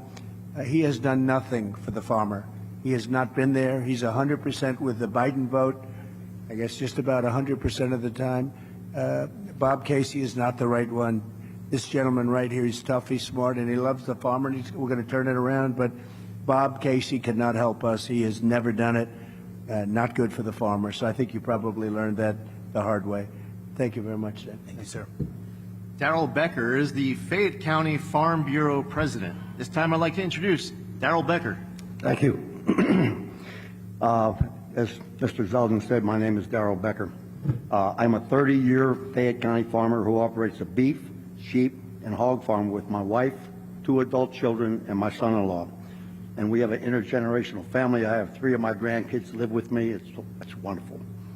I also served as president of the Fayette County Farm Bureau for the last 6 years, and I'm also the chairman of the Land Preservation Board for the last 6 years. And I was going to talk about land preservation, but I got beat up by my local members who tell me that I need to talk about soybeans. So I will tell you that That was former President Trump speaking with farmers and business owners in rural Pennsylvania. Yeah, a lot of talk there about how cheaper competition from China is really putting these small businesses in America out of business. Rising costs of energy, lots of that type of discussion going on. Indeed, and staying with former President Trump, he says he won't run for president again if he loses the election against Vice President Harris. Here's Trump on Sinclair Broadcast Group's Full Measure. If you're not successful this time, do you see yourself running again in 4 years? No, I don't. No, I don't. I think that will be that will be it. I don't see that at all. Trump also discussed his handling of the COVID-19 pandemic during the interview. He said he did, quote, an amazing job, but never received credit for it. He said more people died under the Biden administration. He also discussed the origins of the virus, stating it came from the Wuhan lab. The former president also highlighted his military initiatives. He said his administration rebuilt the military and successfully dealt with ISIS. Joining us now to discuss more on this topic is Bart Marcois, former presidential campaign policy advisor and a former U.S. diplomat. Bart, Trump was in Pennsylvania today speaking at quite a unique event. But before we go there, I want to talk a little bit more about what we just heard there. Are you surprised at all by Trump's saying that he won't run again if he loses this time? No, not at all. It wouldn't make sense for him to run again. This is his, what is this now, his third run. If he were defeated, it would there'd be no reason for him to run again. And besides, he doesn't need to run again. Deciding not to run is an expression of faith in the movement that he has built. He has transformed, completely transformed the Republican Party. He's presided over a fundamental realignment of the two parties and the classes and types of people that they represent. He's also expressing faith in the bench that he has. I think people are very happy with J.D. Vance as his vice president. I think they're very happy knowing that they have people like Ron DeSantis and I always get it wrong, the senator from South Carolina. I always say Tim Scott. That's the one. Yes, Tim Scott. There's a Vivek Ramaswamy. There are a number of people that are standing in the wings that have enormous support from the American people. And he was trying to recreate the greatness of America. The slogan is more than just a slogan. He really means it. He wants to make America great again. He has done that, and he has reawakened the people of America to the possibilities of what we can be. And I believe he's going to win. I believe he's going to win quite handily. But if he doesn't, there'd be no reason for him to run again. Very nicely put, Bart. Now, I want to go a little bit more to what we were hearing from that rally in rural Pennsylvania just there. It seems that we've been hearing less from presidential candidates about China than in previous cycles comparatively. But Trump at this event today, this event was clearly solely focused on China's influence in the U.S. It was really about China buying up American farmland, causing small businesses to close with cheaper goods. So how do you think voters view the China threat in 2024?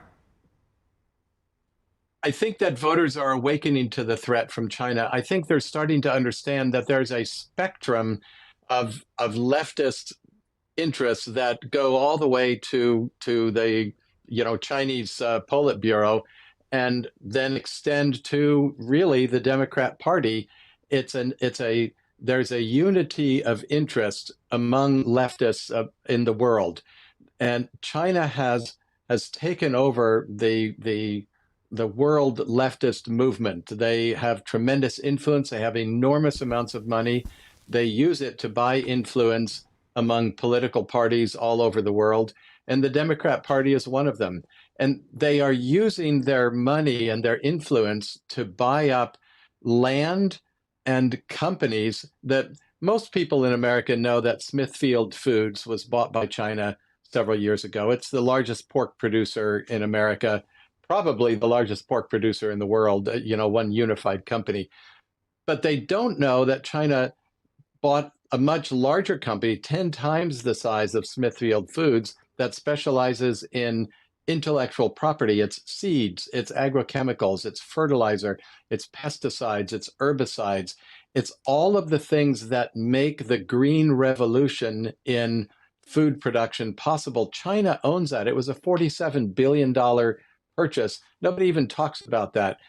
If China controls the land we produce our food on, the corporations that process the food, and the corporations that own the intellectual property, then if we ever were in a really serious conflict, with them, we would not be able to feed ourselves. We would not be able to feed our troops, our families, our towns. And it's a vulnerability to have the most basic requirements of life owned by a country that sees itself as our enemy. Right. And Bark, I want to zone in more on this issue of China buying up American farmland that seems to actually be very near to American military bases. Now, obviously, that's a concern, but how do you feel about the federal government stepping in to directly address this? Oh, I think it's far past time that they do that. We should have had the federal government step in a long time ago. There should be no opportunity for China to own land of any sort near a military base. It just gives that when you're collecting intelligence, especially signals intelligence, there's nothing to replace proximity. We think, okay, we can spy on people from satellites and so forth, but there's no replacement for actually being right next to a facility, being able to observe the timing of movements of equipment, plane takeoffs, training schedules, troop movements for training and what have you. And if you're there and you're on the land right next to it, you can do that. You can do it unobserved. And that's on top of the threat that it poses for them to own farmland in general. Right. And Trump also said that he would ban Chinese nationals from owning anything from U.S. farmland to telecommunications, energy, technology, medical supply companies. Do you think that's really necessary? I do. I do think that's necessary. And I think it's worth whatever economic dislocation it causes temporarily. We are so vulnerable and we have no idea how vulnerable we are. I mean, I'm speaking to you right now over an iPhone.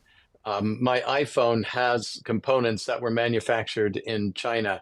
They have the capability to penetrate every aspect of our lives. Our children, waste hours a day looking at videos on TikTok, and China is getting essentially inside their minds by seeing what kinds of things appeal to them. There should be no opportunity for China to own those things. And it's worth, as I say, it's worth the economic dislocation it would cause to have them replaced by other owners. Then, Bart, would you say, is there not any sort of issue over free trade or government overreach here? There is. I am concerned about a heavy hand of government, but this would not be government overreach. This would be government creating greater American control over the trade, over the commerce, over the private sector. And free trade, that's a funny point. I heard President Trump talk about a couple of economists that said what he did was exactly right. They were opposed to him at first. I was opposed to Trump's tariffs when he first announced them. I've been a free trader, all my adult life since the 1980s. But what has happened with free trade gradually, starting especially under the Clinton administration and starting with Chinese influence, is other countries have taken advantage of our desire for free trade, and they have gradually eaten away at our trading advantages, and they've made agreements that were disadvantageous to Americans. The Chinese, for example, insist that anybody who wanted to sell any kind of manufactured product in China had to give China, the Chinese government, the blueprints for the designs for the products. They had to manufacture it there, not just sell it there. And so they've gradually acquired all the intellectual property, and you can buy anything in the world that's made anywhere. You can buy a copy made in China.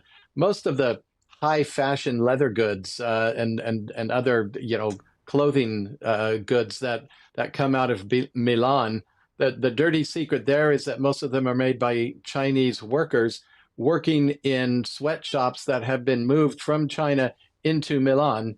And they are run by Chinese companies, run by Chinese taskmasters, and staffed by Chinese employees who don't speak a word of Italian. They're doing it according to the intellectual property that they have taken, but they can say made in Italy, but it's made in the Little China neighborhoods of Milan. And that pattern is repeated ceaselessly all around the world. Auto factories in Mexico shipping finished products here, Right. things that are done by Chinese workers in Chinese plants owned by Chinese companies, and they come in under the USMCA and claim that they're made in this hemisphere.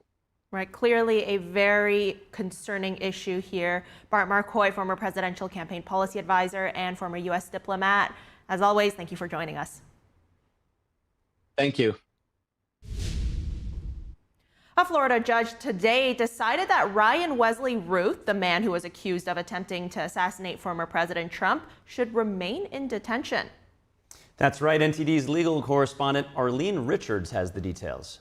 At a pretrial detention hearing on Monday, a federal judge concluded that Ryan Wesley Ruth must remain in detention. Ruth is the man accused of an apparent assassination attempt on former President Trump about a week ago. The decision came after prosecutors presented the court with a litany of facts about Ruth.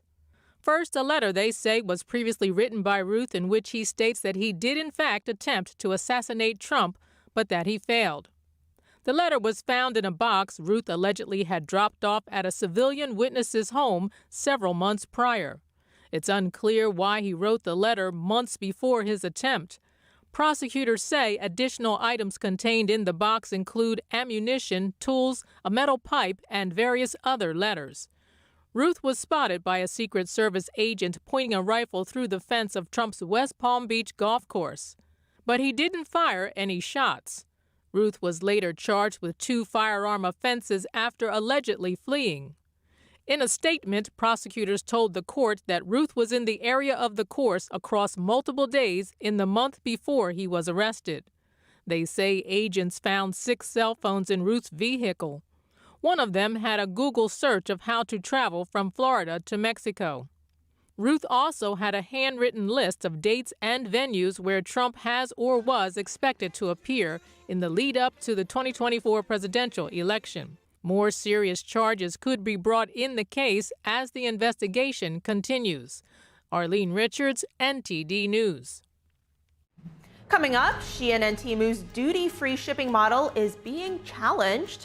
The U.S. is cracking down on the tax exemption the Chinese e-commerce giants have been capitalizing on.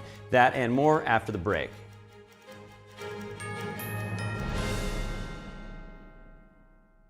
Rated in the best hearing aids of 2024, the Audion Atom 2 series offers superior sound quality and functionality for a fraction of the price. For just $189 a pair, the Atom 2 features 4 different hearing modes for all types of hearing loss. It packs crystal clear sound, a nearly invisible design, and is even rechargeable. I actually like them better than my old $5,000 hearing aids. They're so comfortable, I forget I'm wearing them. And the sound is amazing.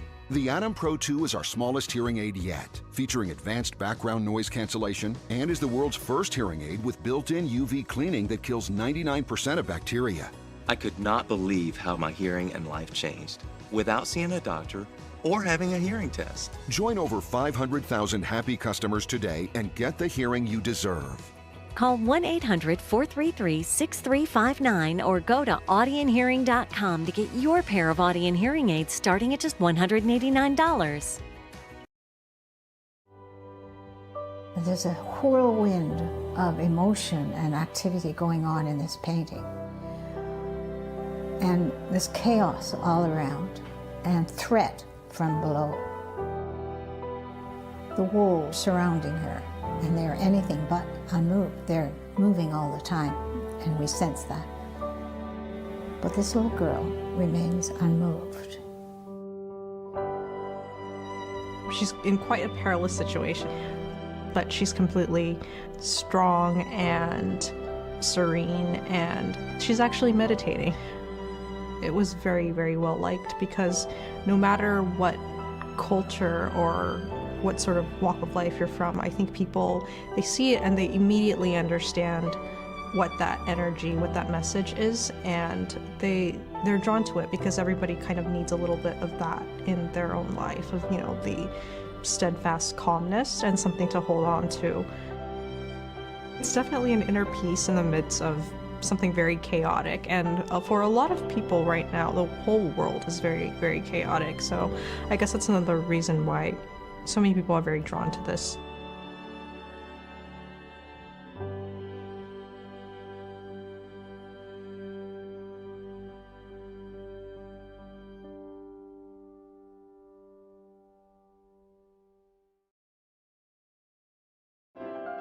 The 7th NTD International Piano Competition will take place at the Kaufman Music Center in New York City.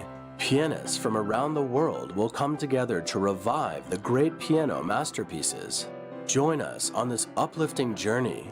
The semifinals, finals, and the winner's concert will be open to audiences and live streamed from October 17th to the 19th. Get tickets now at 212-501-3330.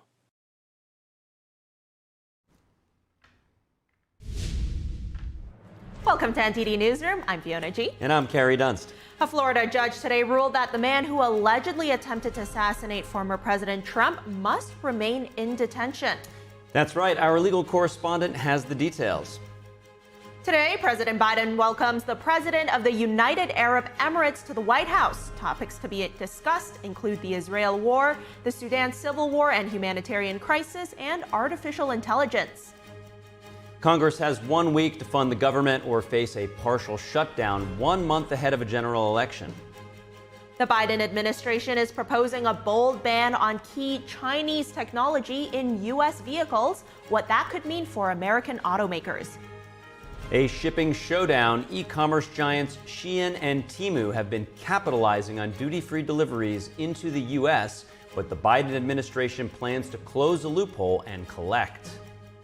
After 3 days of singing at NTD's International Vocal Competition, 2 singers take home the gold. We'll hear what their experience was like performing on a world-class stage.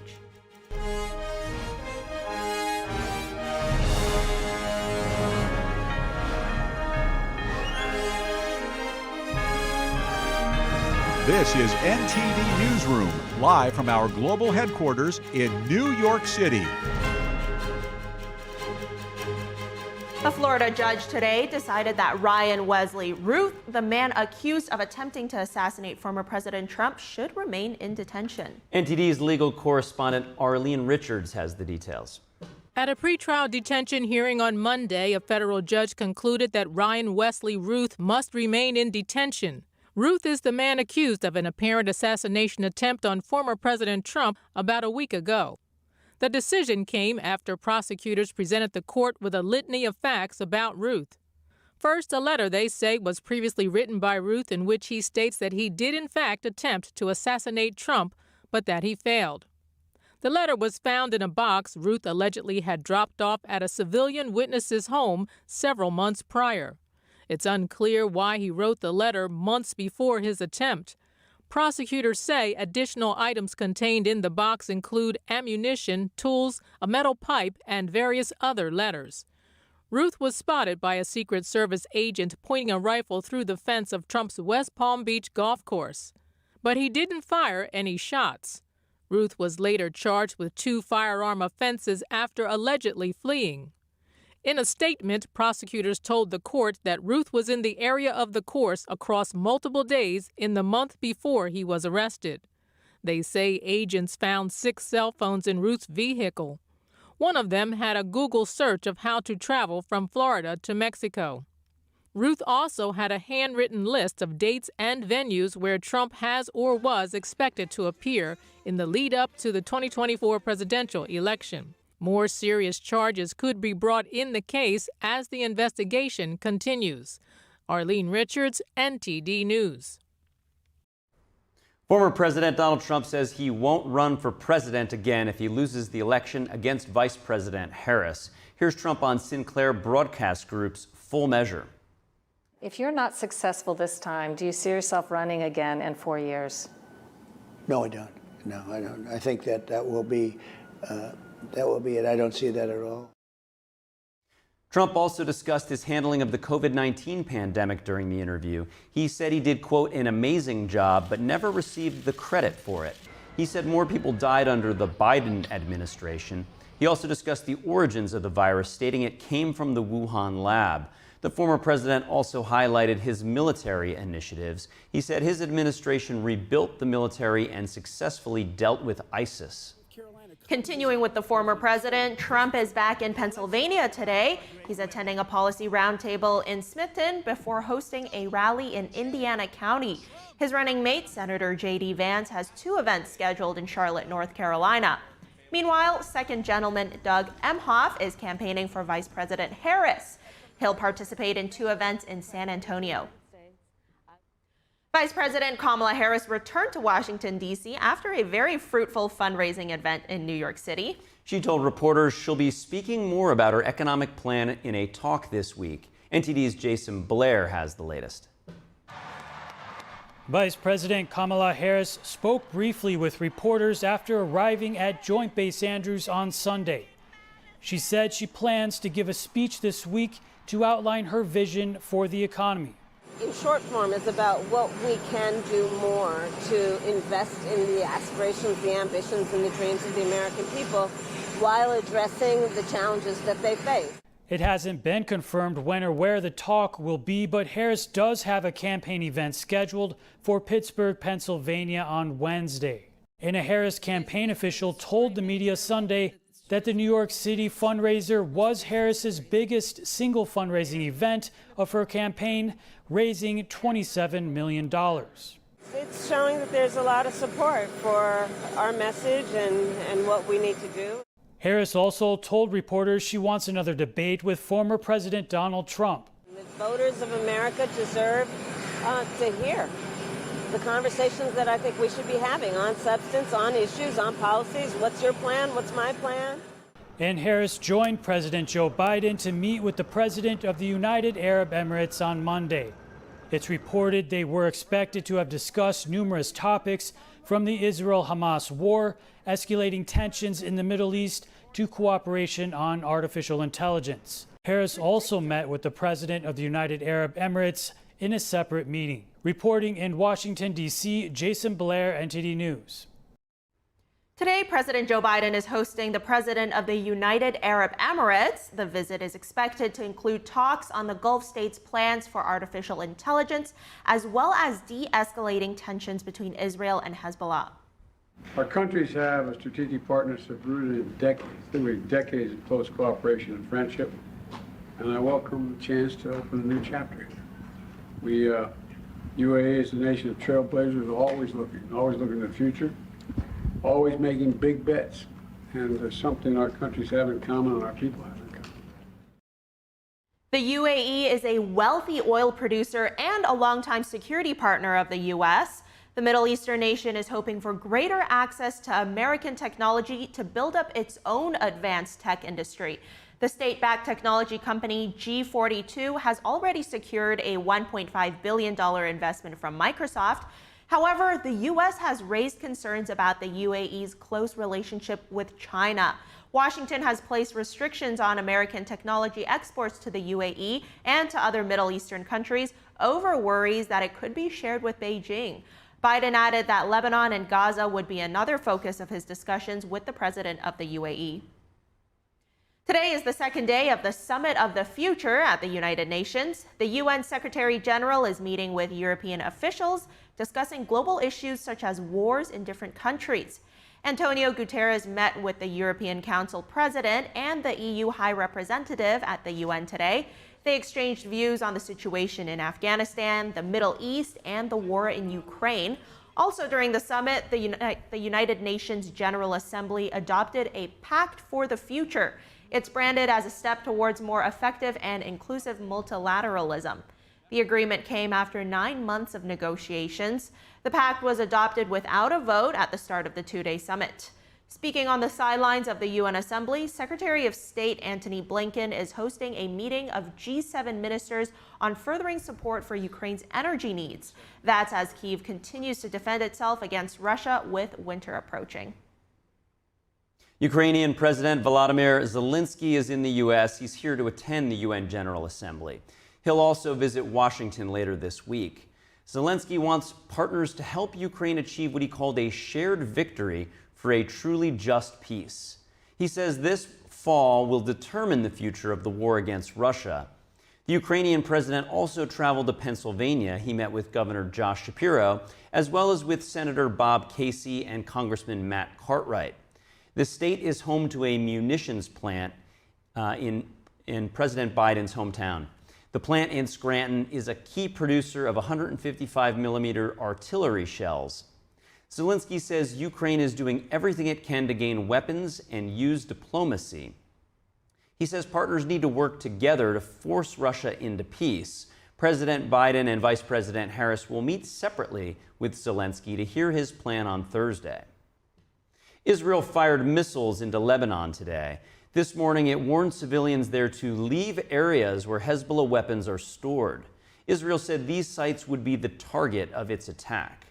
Lebanon's health minister said over 270 people were killed and more than 1,000 were wounded in the attack. Although Israel says it's going after Hezbollah weapon sites, some strikes reportedly hit residential areas. The Israeli military warned residents in southern and eastern Lebanon to evacuate their homes. That's ahead of a widening air campaign against Hezbollah. Israel's defense minister today stressed that the Israel public has to show composure amid these increase in tensions. Israeli Prime Minister Benjamin Netanyahu today urged Lebanese people to get out of harm's way. The Prime Minister also warned of challenging times ahead. He called for unity after talking with commanders at military headquarters in Tel Aviv. That's as military attention moves to the northern border in response to Hezbollah's rocket attacks. Netanyahu said the operations aim at changing the balance of power in the north. Staying on the topic of the Middle East, former President Trump said yesterday that he had met with Qatar's prime minister and the country's emir.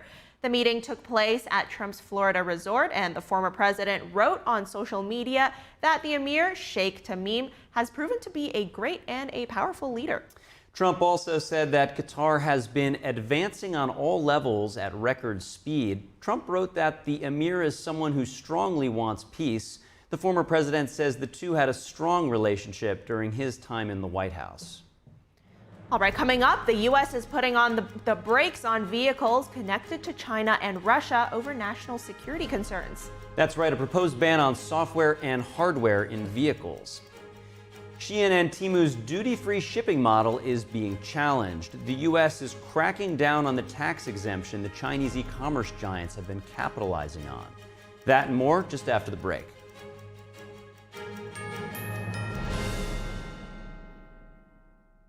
When I drink it, the first thing was I feel the warmth in my tummy. It's kind of like gently radiating out, a kind of a very comforting warmth. And it was really good, actually. I felt much better. I did feel, actually, an effect. And I find that it is actually better when I take it regularly. It's actually steamed and dried 9 times. And so it's really, the essence is really extracted.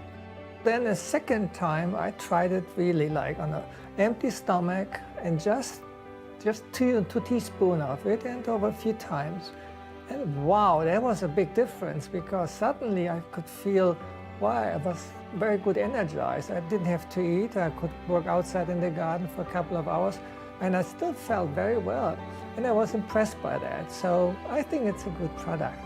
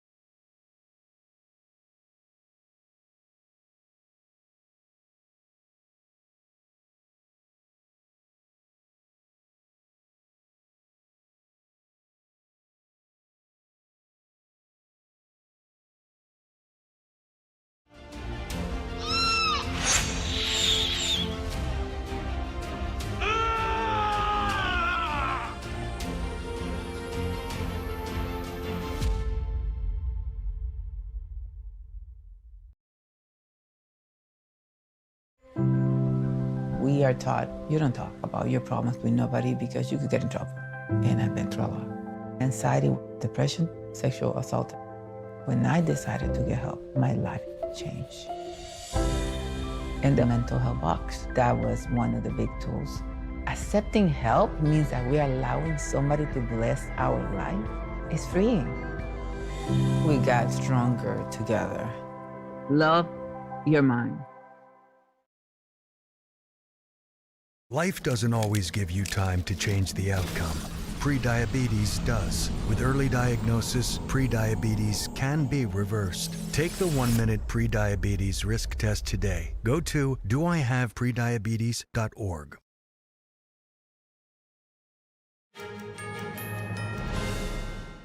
For today's Business Matters, we have Don Ma here with us. Don, how are you? Doing well. How about you guys? Yeah, pretty good. Pretty good. Yeah, what's going on today in the world of business?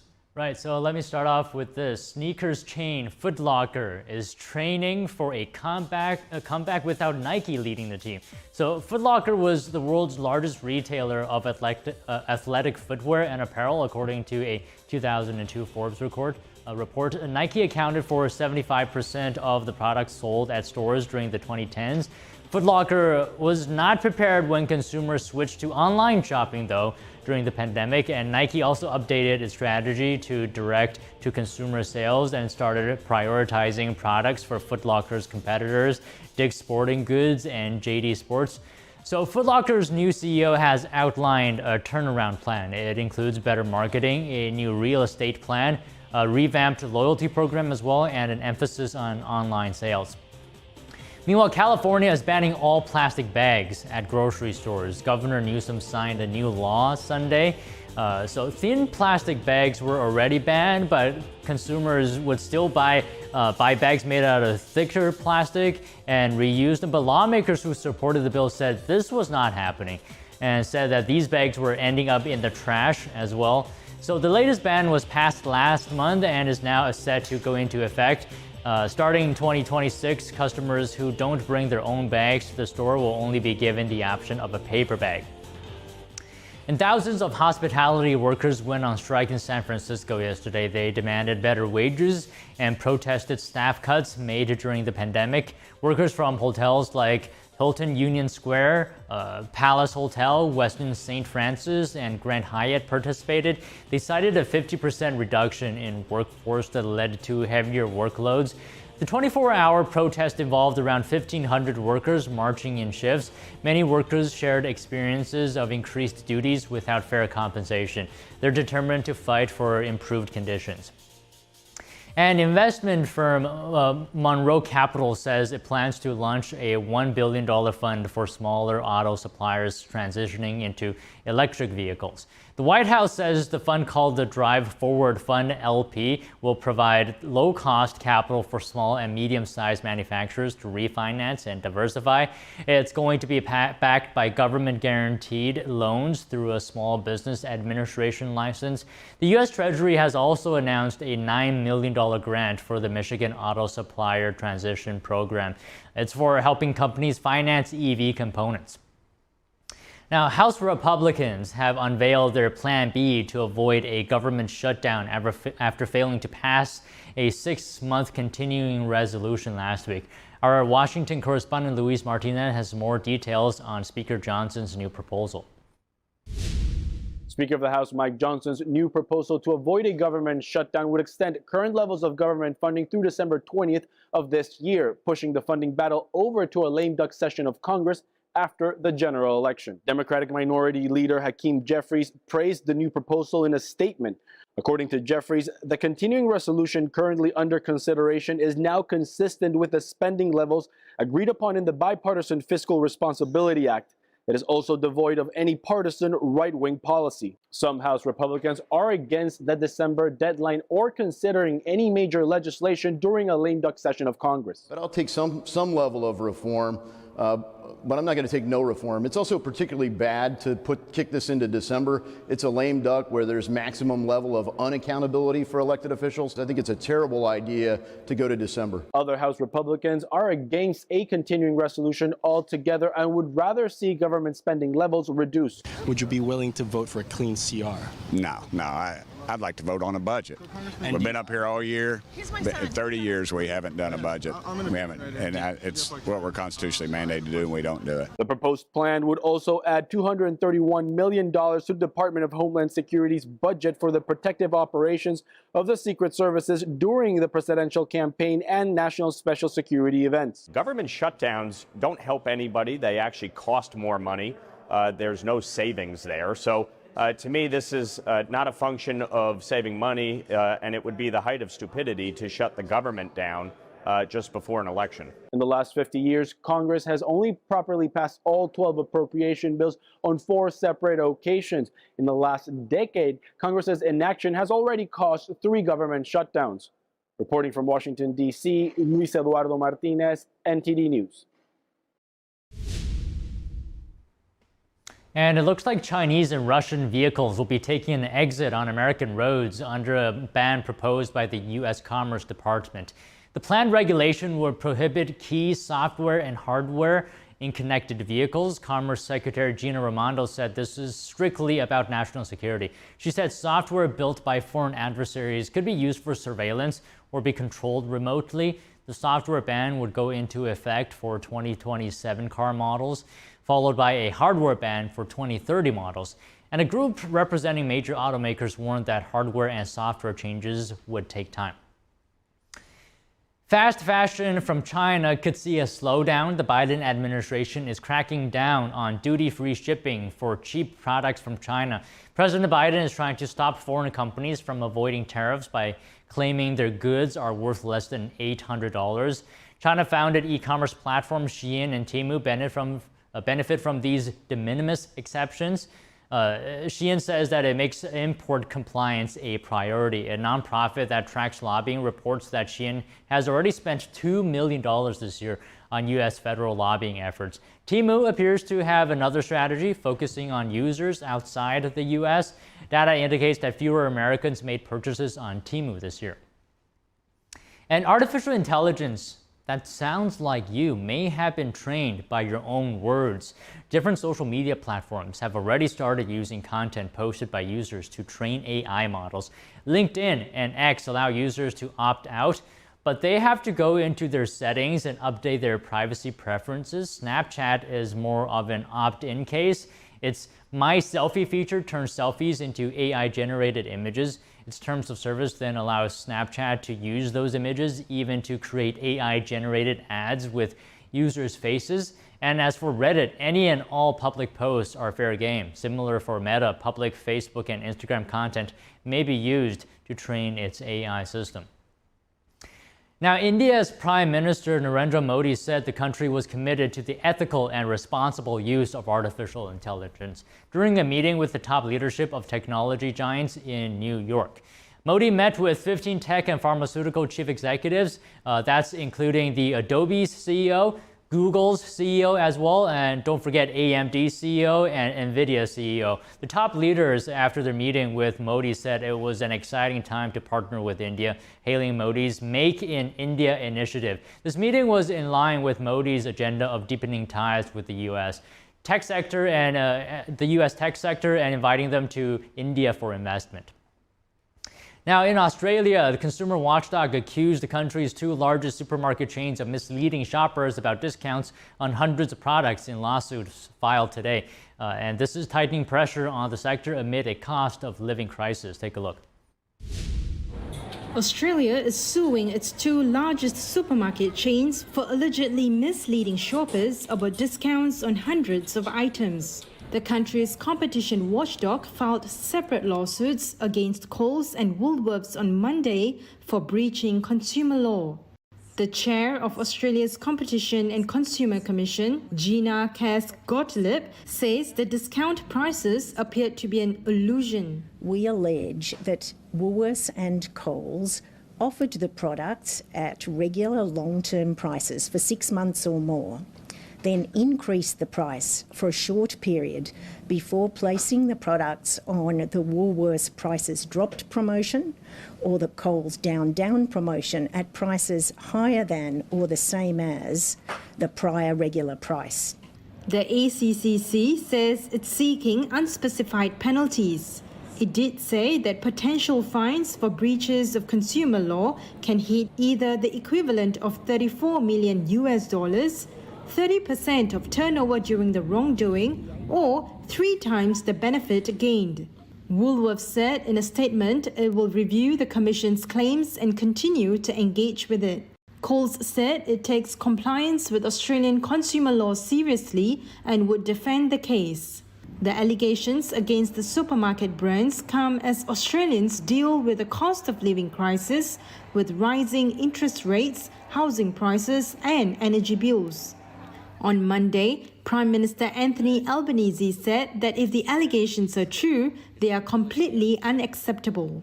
This is not the Australian spirit. Customers don't deserve to be treated as fools by the supermarkets. They deserve much, much better than that. My government takes today's announcement by the ACCC very seriously. Shares of Woolworths and Coles were down as much as 4% in trading after the news. Now, seeing clearly has landed a Meta smart glasses user a job at the top of the products team. Lee Chen Miller's LinkedIn shows she is now the VP of Product Wearables. And this came after her criticism of the Ray-Ban Meta smart glasses, which she shared with Meta's head of wearables. Alex Heimel told Bloomberg News that Miller sent him an email with a long list of suggested improvements. That got the Microsoft alum the job at Meta. Founder Mark Zuckerberg has invested heavily in wearable technology. Ray-Ban Meta does not have augmented reality capabilities yet, but it does have video cameras, speakers, and an AI assistant. Meta is expected to unveil an AR glasses prototype at its annual conference on Wednesday. All right, quickly, markets S&P back to record highs after a green day on Wall Street. It's up around 0.3% today. Dow Jones up around 0.1%. NASDAQ up about the same. Tesla over 4% up for the day. It's up over 44% in the past 6 months. All right, and that is all the stories we have today on Business Matters. Back to you guys, Carrie, Fiona. Thanks, Don. Lots of interesting things going on. Particularly of note to me, the 2 stories on the social platforms, both with the wearables by Meta and then the trend of the platforms harvesting data to train their AI models. What do you think about that, Fiona? I mean, yeah, that story about AI training models also really stood out to me, really concerning to me, really, especially the mention there that I believe some social media platforms, it's more of an opt-out process where you're automatically enrolled into this program almost, and you have to opt out of it. I think that's very crazy to me. And I mean, I use these social media platforms whenever they roll in new updates. It's never too clear what those new updates are. And so I wouldn't know if I had been automatically enrolled into one of these programs. Yeah, and it could be even more scary and concerning in the future when these AI systems become so realistic that if they're training based on your own voice, just imagine like 10 years from now how realistic they could sound compared to your actual voice. I mean, I would imagine some wouldn't even be able to differentiate. We seem to be heading towards the science fiction novels that we've all been reading, so keep an eye on that. Thanks, Don. Thank you. Coming up, forecasters predict a tropical system will quickly strengthen over the Gulf of Mexico this week. It could intensify into a hurricane. That and more coming up after this short break.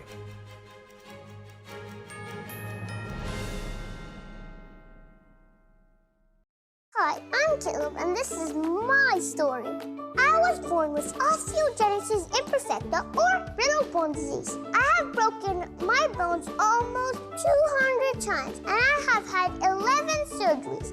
But I didn't let that stop me. I love to bike ride, climb, race, and I'm learning how to stand and walk. But I can only do all of this because of generous people like you and Shriners Hospitals for Children. Because of people like you, Shriners Hospitals for Children has helped more than 1.3 million kids just like me, regardless of their family's ability to pay. Shriners Hospitals for Children is only able to provide this world-class, life-changing medical care because of the generous gifts of people just like you. Because of you, I can ride my bike. I can play basketball. Because of people like you, I can run. I can smile. Will you send your love to the rescue today? When you go to loveshriners.org right now and give just 63 cents a day, you're helping kids just like me. Like me. Like me. When you give today, we'll send you this adorable Love to the Rescue blanket as a thank you and a reminder of the love you gave to a kid just like me. Your gift, no matter how small, can help a child today.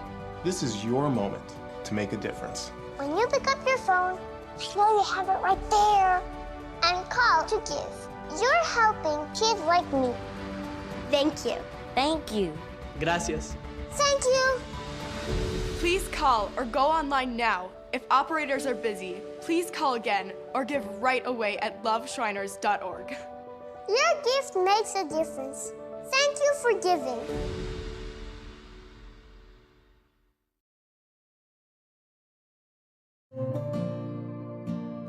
Imagine a coffee that cares for your health. Expertly fermented with a 50 enzyme complex to enhance flavor and remove bitterness.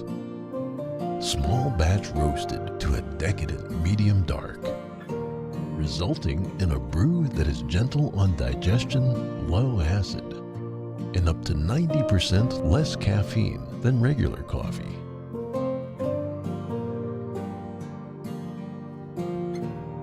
Try America's first enzyme fermented coffee today.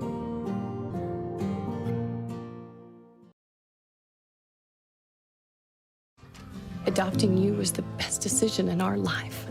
And I'm so proud to call you my son.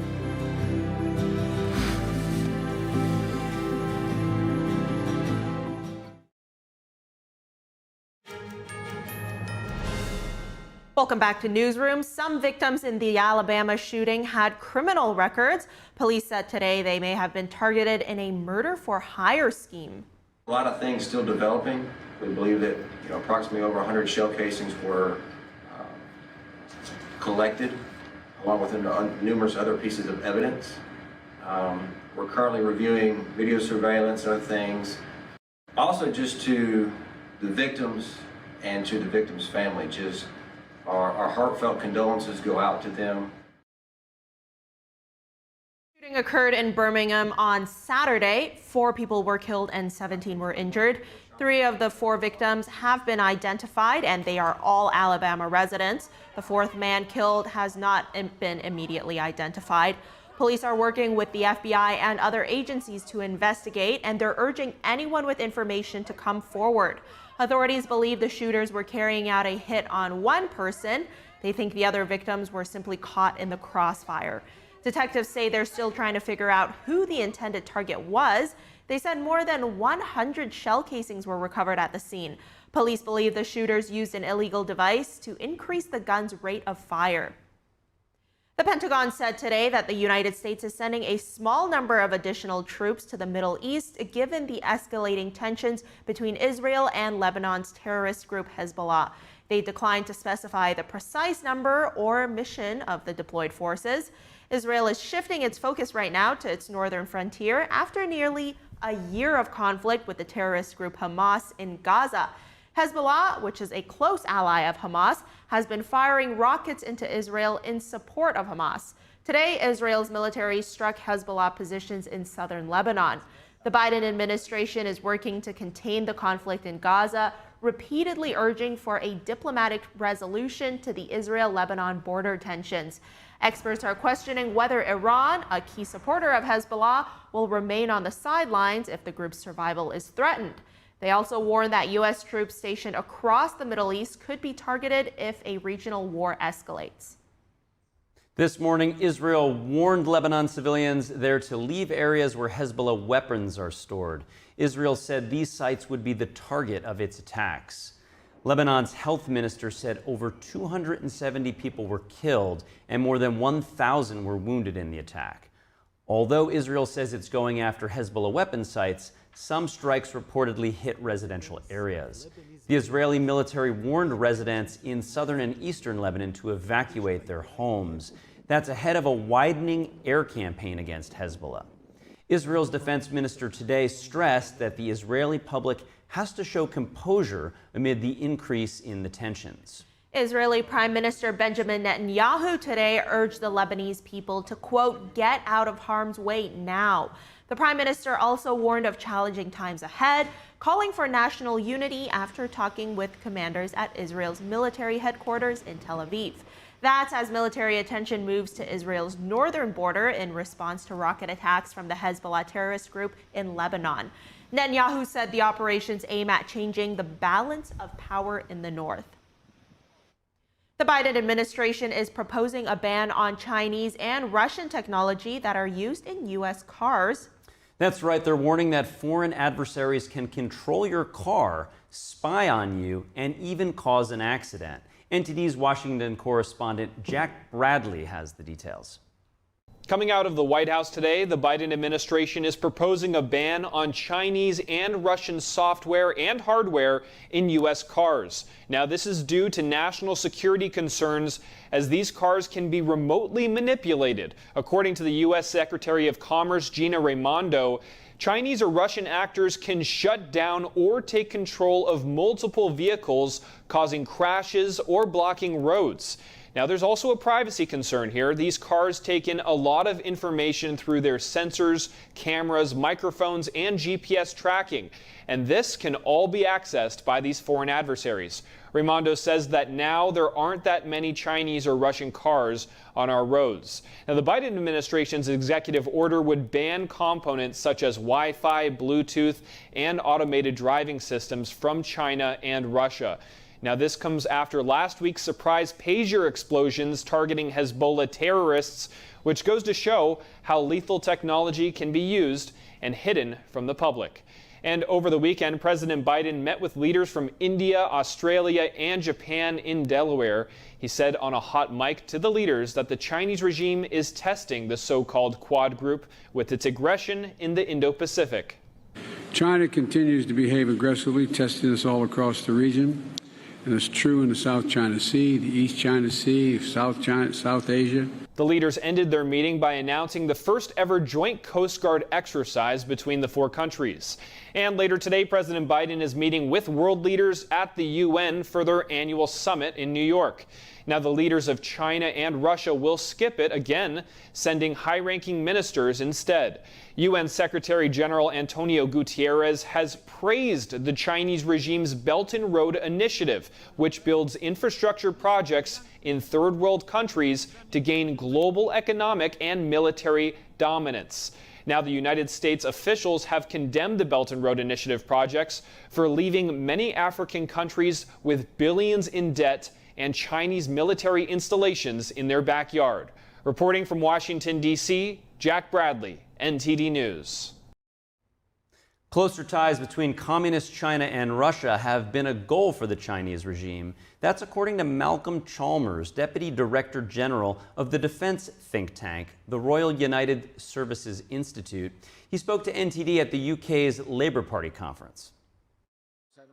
The whole rhetoric of China being in solidarity with Russia in this war has made Europeans, including the UK, much more skeptical of China and much more prepared to line up for the United States in that regard. So it's been an own goal for China if their objective has been to divide the Atlantic alliance between the US and Europe.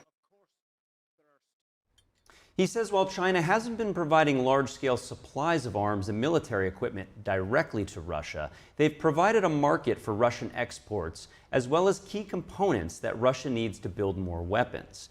He says the UK's new Labour government is becoming increasingly concerned about the close ties between the two powers. Japan's foreign minister is set to meet her Chinese counterpart this week in New York. A boy's tragic death, that's according to Japan's foreign ministry. This comes after a 10-year-old Japanese schoolboy was stabbed to death in southern China. It's the second such attack near Japanese educational centers in China in recent months. Japanese media reports say the foreign minister would require China to bolster security measures. Some Japanese companies in China have urged workers to beware of potential violence in the communist country. Others have offered to send their staff home following the incident. That as ties between the two countries are strained. The European Union is fighting back. It's challenging China's investigation into the bloc's dairy products at the World Health Organization today. This is the first time the EU has taken such action at the start of an investigation, rather than wait for it to lead to trade measures against the bloc. WTO panels usually take more than 1 year to reach conclusions. China slapped an anti-subsidy investigation on the EU this August, targeting its dairy products.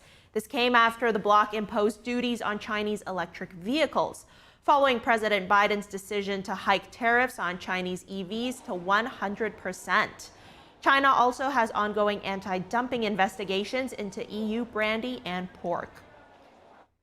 The co-founder of the company, whose underwater vessel tragically imploded last year, testified today. OceanGate's co-founder is one of the latest to speak at the Coast Guard hearing. NTD's David Lamb reports. OceanGate's co-founder says he hopes there will be a renewed interest in undersea exploration. The U.S. Coast Guard continues to investigate what led to last year's implosion of the Titan submersible, in which 5 people were killed. On Monday, Guillermo Sonline testified that the company wanted to create a fleet of 4 or 5 deep-diving submersibles.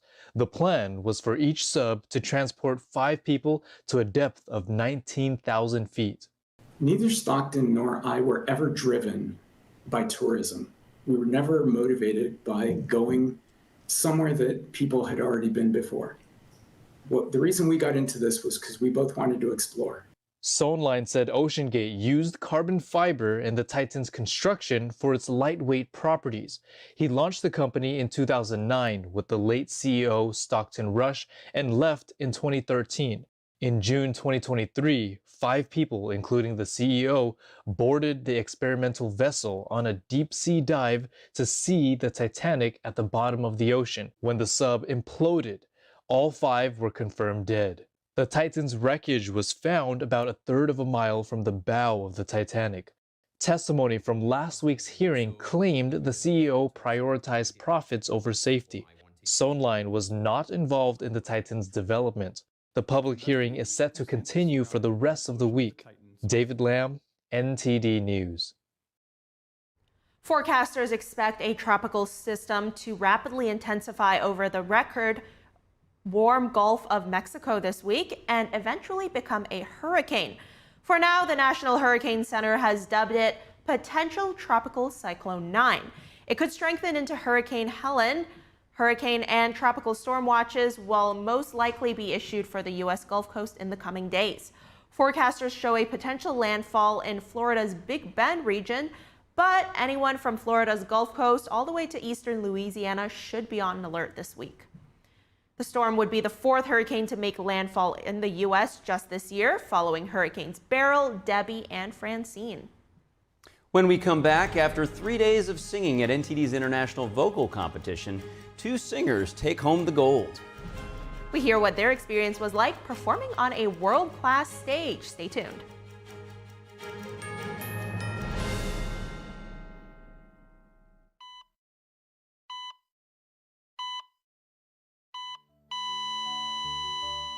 Christopher Holton. I'm very active.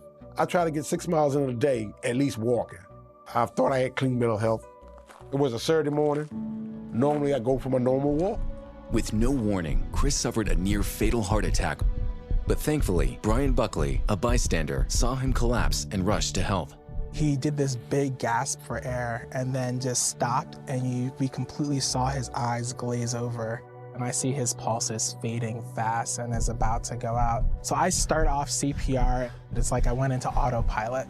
EMS showed up.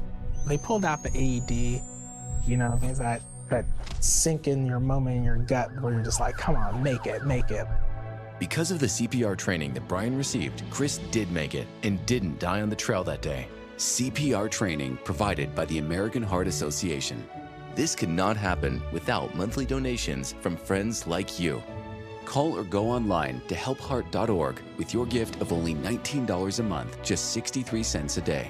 Your $19 monthly gift will help fund the next medical breakthrough. get the next hospital certified in high-quality cardiovascular care, and get even more people trained in life-saving CPR. Join our community of monthly donors, and you'll get this special t-shirt you can wear to show you're helping save lives. Being a father, you want to be around. You want to be around for your kids. Heart disease is America's #1 killer, and we urgently need your help. Your monthly gift of only $19 a month will help us discover vital medical breakthroughs that can save your life or the life of someone you love. Become a monthly donor today by calling or going online to helpheart.org.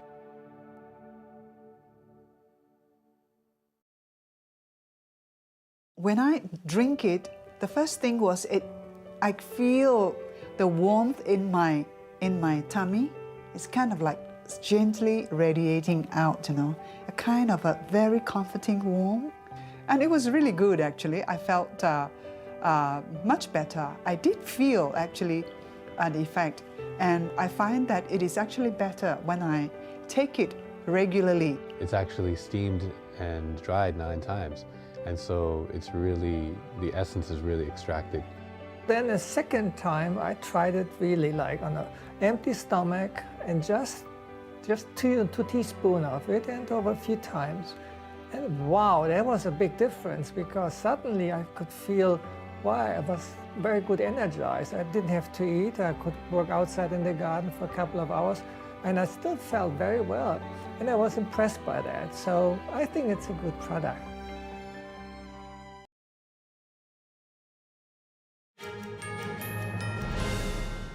When you think of Oktoberfest, what do you picture? I bet a lot of you think of men in lederhosen and women in colorful skirts, and probably some big steins of beer. On Sunday, hundreds of people got together in Munich for the annual Oktoberfest costume parade. Let's take a look.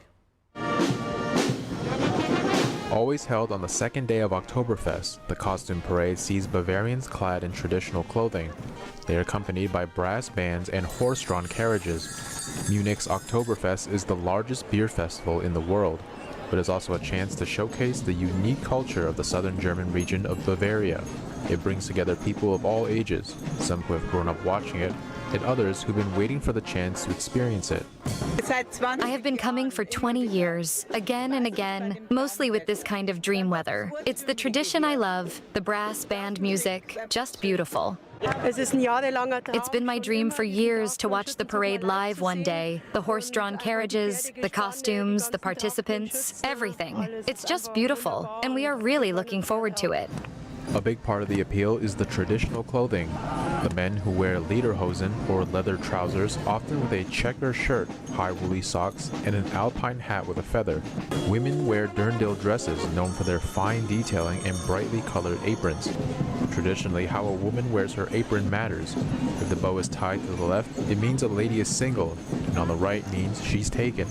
Tourists flock from all over the world to taste its famous beer.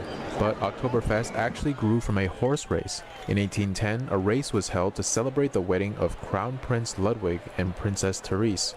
The first Oktoberfest parade took place in 1835 for their 25th wedding anniversary. It's been happening ever since. This year, even teetotalers will have a chance to experience the festivities. Many of the beer tents at the festival will serve the option of non-alcoholic beer.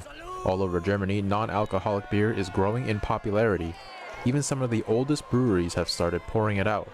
Weihenstephan has been selling beer made by Benedictine monks since the year 1040. Now it says alcohol-free beer makes up 10% of its total volume. A great option for anyone who wants to soak in the atmosphere of Oktoberfest while keeping an eye on their health. Open water swimmers had been looking forward to the first race in the Chicago River in more than a century, but instead the athletes simply took a symbolic journey along the river by boat. The swimmers then took part in an open water swim from the city's Ohio Street Beach on Lake Michigan. Organizers had planned the 2-mile event in the Chicago River, but the city denied that request due to health concerns.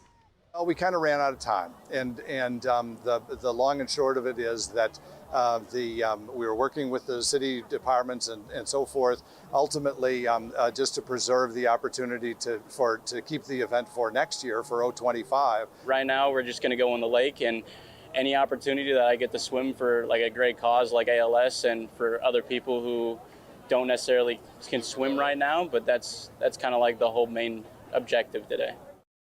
Despite the change in venue, the Chicago River Swim raised $150,000 for ALS research. The event also brought in $50,000 to fund water safety lessons for 2,000 children in underserved communities. A groundbreaking astronomical discovery. Researchers in the U.S. have discovered the largest black hole jets ever recorded. These phenomena could give us clues about what the universe was like billions of years ago. Let's take a look. Shooting hot plasma, these two jets streaming from a black hole in a distant galaxy are the largest ever spotted. These black hole jets extend for over 23 million light years. That is a new record for black hole jet lengths. That's roughly the length of 140 of our own Milky Way galaxies lined up end to end. Researchers at Caltech say the jets existed a long time in the past, dating back to the first half of the universe's life. Scientists estimate the universe to be about 13 billion years old. The discoverers nicknamed the system Porphyrion after a giant from Greek mythology. They said it can help us learn more about the early stages of the universe. This discovery is important because the magnetism that allows life to develop here on Earth eventually came from the cosmic web, so from intergalactic space. And we think that black hole jets might have had an important role in bringing the magnetism there. So even to trace back where we all came from, we must understand how black hole jets work. Eileen Meyer, who studies black holes at the University of Maryland, Baltimore County, was shocked by the magnitude of the discovery.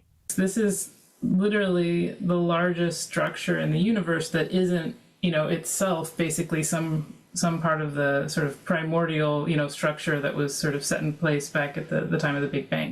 Black hole jets are some of the universe's most powerful forces that we know. The discovery opens the door to further explore how they influence the cosmos. A French athlete has combined motocross and paragliding to produce the world's first ride and fly in the French Alps. The five-time X Games gold medalist spent over 2 years working on the spectacular stunt. Tom Pages and his friend Valentine Deluc came up with the idea. After taking off, Pages engaged his paraglider controls and took his hands off the handlebars to navigate the flight. The Daredevil reached speeds of more than 50 miles per hour under a small glider. I mean, just look at that. Pages also made tight turns close to the ground with peak speeds over 60. The results are in. After 3 days of competition, 2 singers took home the gold and $10,000 each at NTD's 9th International Chinese Vocal Competition. What makes the contest unique is that it requires singers to perform a song in Chinese using Italian bel canto style. NTD's Juliette Song has more on this story.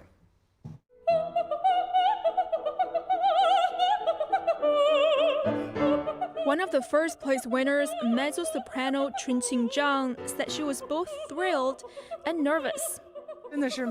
I really didn't expect this.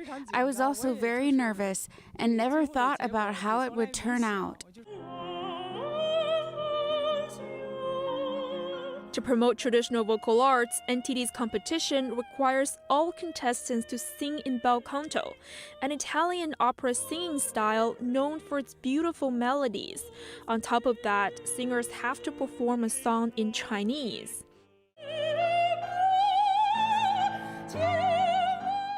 Zhang said the Chinese song she picked proved challenging.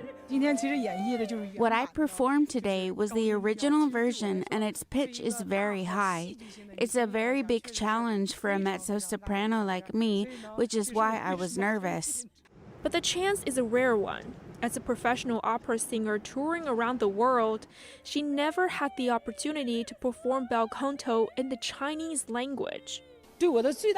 My biggest takeaway this time is that it turns out I can use my mezzo-soprano voice to interpret traditional Chinese culture, which is so beautiful.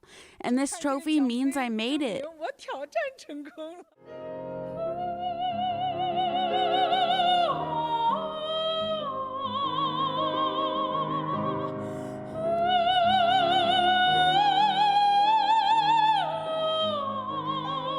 A Another Gold Award winner, soprano Yue Li, said she was honored to win the top award. It has always been my dream to sing Chinese songs on a world stage, and this competition gave us a chance to promote traditional Chinese culture. The Silver Award winner said she was grateful for the opportunity. This is a good start for me. The award gave me a lot of confidence and encouragement. Lucy Zhou, director of NTD competitions, congratulated all the singers. Standing on NTD's stage and contributing to the important mission of reviving traditional vocal arts, they're truly remarkable. Zhou said she hopes contestants can help spread traditional vocal arts throughout the world after returning to their home countries. The vocal competition is one of a series of arts and culture events held by NTD aimed at preserving traditional culture. Coming up in October, NTD's International Piano Competition. Stay tuned, we'll be bringing you more event coverage. Reporting from New York, Juliet Song, NTD News. That singing is absolutely beautiful. Do you sing, Carrie? I don't, but I do appreciate it. You're right, the human voice is probably the best instrument of all. Yeah, and I mean, bel canto seems so hard. I don't know how they do it, but they do it, and it sounds amazing. Indeed. Yeah, and I mean, it's so cool. NTD's competitions really bring out the best in these art forms. And as our reporter there, Juliet, mentioned, we do have the piano competition coming up. So stay tuned, viewers, for that. All right, that's all for today. Thank you for watching NTD Newsroom. Please join Tiffany Meyer for the NTD Evening News at 6 p.m. Eastern, 3 Pacific. I'm Carrie Dunst. And I am Fiona G. See you tomorrow.